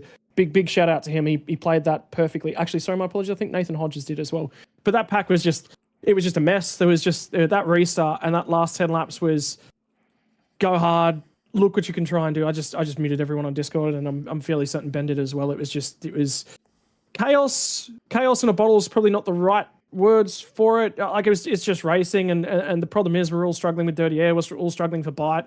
We're all struggling for tires that are going off, and everyone's managing that in different ways. I just said to Ben Wilder as well. I mean, he blocked like an absolute trooper on that last lap for position as well. So good shows of racing up and down the field. I definitely have to expend some apologies to, I think, Doug Gowans. I chopped his nose a couple times as well, and I just wanted to apologize to him. I actually made contact with him at one point, and Doug and I have raced each other. It's new season, everybody's struggling. I think one of the trickier things tonight was the difference between turn-in points because these corners are so wide and the track is so wide. You kind of have to turn in before the corner a little bit to get it tracking towards the apex. So turn-in points were really tough to read for a lot of different guys, but squabbling up and down the field, just good fun, good racing. So, well, very interesting. I'm just looking at the penalty sheet now. There's a lot more time penalties than what I thought for certain drivers. So Logan Murphy, who obviously won the race on the track, has given up a lot more time to Ben Johnson, the first anticipated, and dropped him well in the order. And then, the fact that we missed actually that Greg Barber also had a time penalty meant that Owen Coleman still wins the race. So in fact, Brock, we will also get to chat to Owen Coleman today. Is there anything that you want to ask or say to Scotty before we let him go, though? Scott, I just wanted to say well done, mate. You were talking about the top 5 dream, and despite some of the nuttiness of that back end of the race, you managed to sneak one in there and get past some of the craziness. Really briefly, because we do want to get to Owen as well, but just talk us through what it was like for you in the cockpit, avoiding some of those incidents to try and make it through, because in those last 10 minutes, you could have been taken out in an instant. Well, it's first and foremost, I think this is actually probably where my NASCAR background really actually helps quite a lot. Just being in packs and recognizing what you can and what you can't do. There's probably a couple guys who were, like I was talking about, turning points for corners. I think there's probably one individual, I won't name him because I'll go away and have a chat with him individually, and we'll have a chat about turning points and that sort of thing, because that's just, to me, that's the best way to do it. But it's just, what are people doing? Why are they doing it? What are they trying to achieve? And I think it's the big thing, the best way to get a move done was actually about 5 corners before you got the move done. It was and I'm just talking to Ben Wilder about it. He was obviously very, very weak. So if I'd have gotten to him, it was do everything I can to get his rear to move around, get him to overdrive a corner entry. Because as soon as you overdrive a corner entry, he would have had to catch a snap, and that's the pass done. So if I can't do that, look for drive off, and it's just attacking him in different ways. So I think the pack that I was in, I think it was Hodges. No, I think it might have been John Trott and Leo Dreyer. There was a couple guys that were riding ahead of me, and I was sort of chopping Gowan's nose in behind me a little bit, and a couple other guys and bits and pieces like that. But it was get them to want to cover me so I can open up the corner and try and have a crack at them on exit. But the biggest issue with this place is the last two corners are so fast, and to be honest with you, that's where my car was strongest. But we were so weak down the straight that I couldn't, do anything with it. And then Dirty Air was a struggle. It's just that was a tricky race to pass with, but a lot of lessons learned, I think, and they'll be passed back on to the Open boys in a couple of weeks. Well, you drove an incredible race today, Scott. We appreciate your time. We wish you the best of luck at the Nürburgring in the next round of the season on August 16th. Can I get you to say that one again? What track are we going to? The Nürburgring. The Nürburgring? The Nürburgring. Nürburgring. Okay. Yeah. Yeah. Try pronouncing the Nürburgring in German. It's the Nürburgring. We're in Australia, mate. We are, but international track names dictate international pronunciations. You don't let him get away with this stuff, do you, Brock? You don't let him. I would never. Don't worry. After the next race, it's Road Atlanta, Sebring, Daytona, all American swing. So you only get one more round of European track pronunciation. Could be worse. Could be going to Bangsayan. Guessing you want me to read out the sponsors, mate. We'll lead into that, shall we? Yes. Yes. Save you from yourself. Right, a big shout out to Logitech G, iLiveries, Revolution Race Gear, and Coasty Engineering Solutions, Sam Blackhawk Meter. I think he's got a couple of cool photos to take after this one. Hybrid Racing Simulations, Flight CRC, and Harry Lillis Sim Coaching. Well, thank you so much for coming over and chat to us, Scott. Appreciate your time. We wish you the best of luck next time out in round 2 this season. I don't appreciate your time. You're a flog and a wobbler, and I love you for it. Well, not only that, if we don't get to speak to you in the next one, I at least get to spend my birthday weekend with you at the next round of TSS. So that'll be a fun time anyway. So see you, brother. We'll see you next time. Thanks so much, Scott. Appreciate it. Next up and finally, he's an absolute character, isn't he, Brock? Absolute character is Scott Rankin. He is.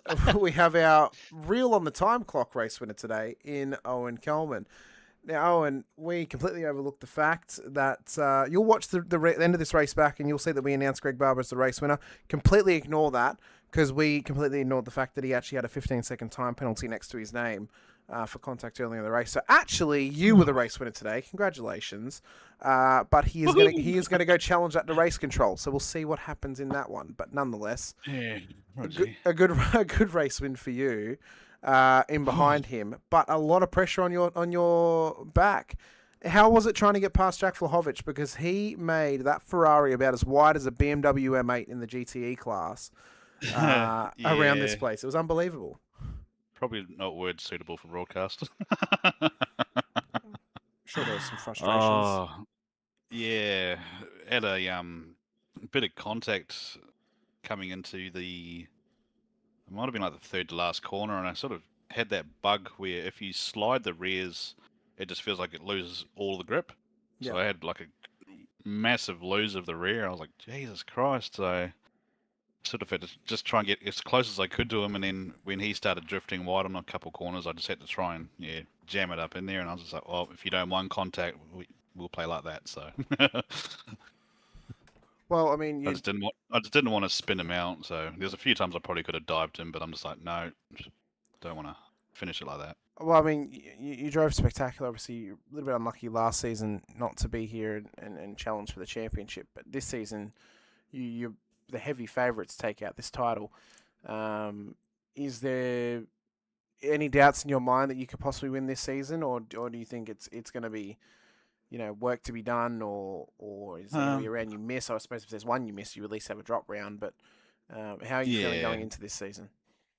I'm just playing it round by round. I'm just trying to keep my consistency going, and just try not to make any stupid moves during the races. So just trying to keep the consistency up is the main thing.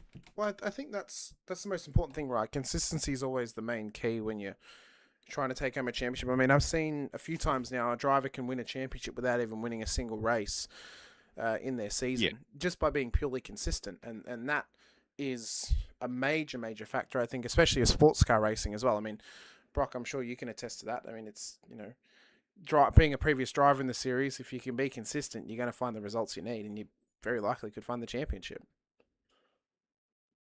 Oh, absolutely. And Owen, mate, I reckon, I'm not going to say you're the one. I'm just going to say you're one of my favourites for it. Having raced against you in the series, mate, you are a hardcore racer. You got speed underneath you, mate. And tonight was just an example of that. So well done to you, man. And I know 5 rounds, it takes a little while because it's over a few months, but I'm excited to see what you can do this season, man. No, I appreciate it, bro. It's just trying to make sure I keep them coming together. So that's the goal. Not looking at the end of season thing anytime soon. It's just round by round, just keep the consistency.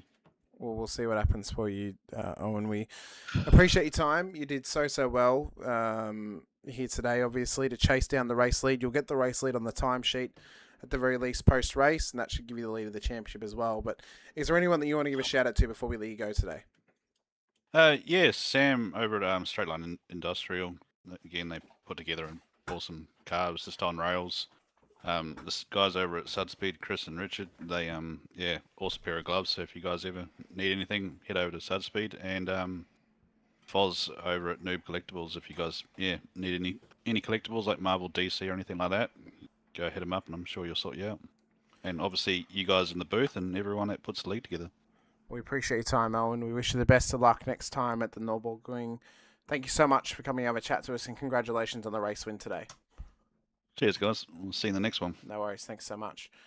Unfortunately for Ben Wilder and Brant Tucker, they are not going to get their interviews on the podium today, because normally we would only speak to the race winner.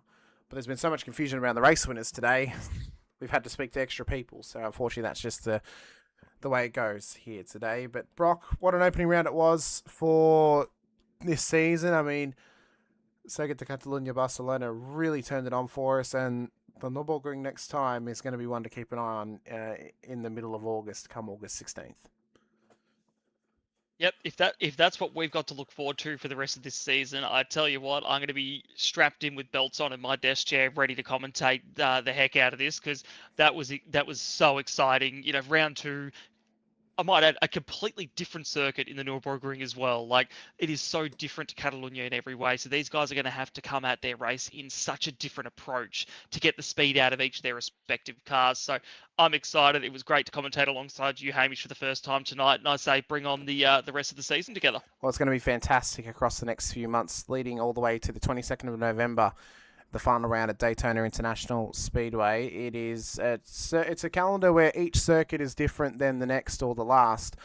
Catalunya's one of its own. The Nürburgring is one where it's tight, it's technical, it's off camber, it can be quite deadly at the best of times, and drivers are going to have to be cautious of that.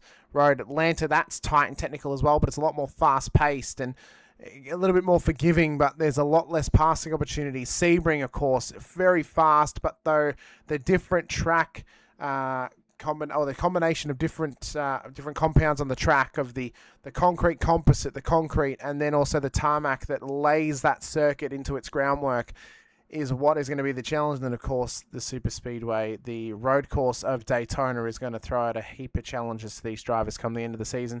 You can catch it all on August 16th, September 13th, November 1st, November 22nd. Those are the next 4 rounds for the rest of this season for 2026, before we'll get started for 2027, not too long after that as well.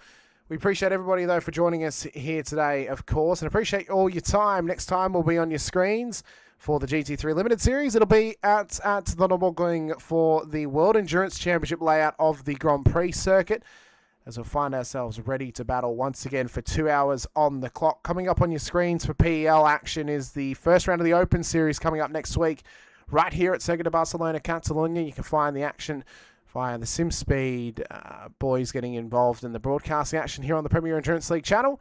For myself, I'm Shona Bokadai alongside. Appreciate your time. We'll give a big shout out, of course, to the series sponsors Dash Offroad, Sudspeed Gloves, Scorsa, Podium Printworks, and Horsley Park Gun Shop as well. You can help support us here on Infinity Broadcasting by clicking the like button, to subscribe, the bell icon too over on our YouTube channel, so you're notified whenever we go racing with Highside Motorsports, V8 Veterans Action for Split 2, and as well Premier Endurance League 2. You can also hit the like button, to subscribe, the bell icon too, right here on the Premier Endurance League channel, so you're notified whenever we go racing with the GT3 Limited or GT3 Open Series as well.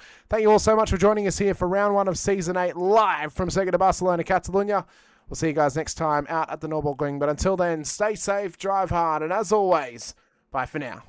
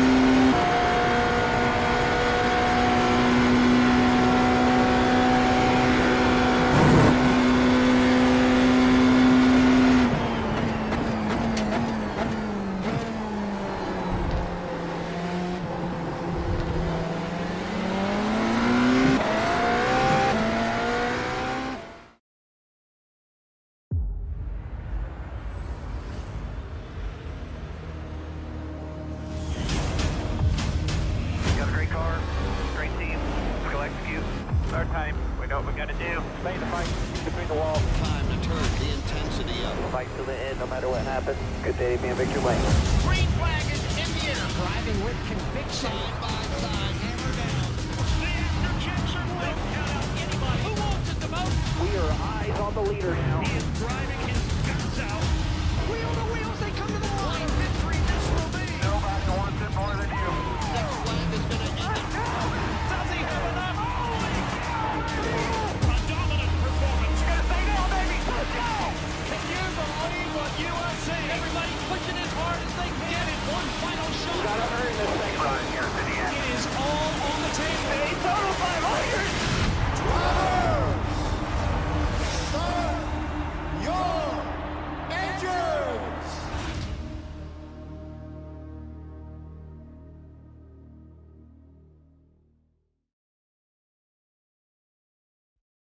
Racing isn't easy, but experiencing it is.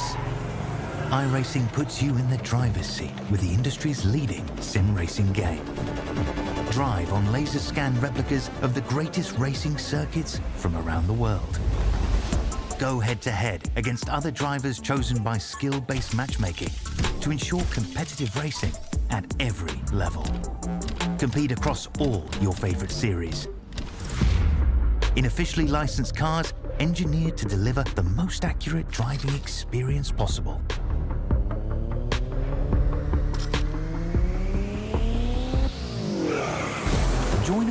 or host your own with players from across the globe. Race against the computer or in a league with friends. Feel the thrill behind the wheel. Visit iRacing.com.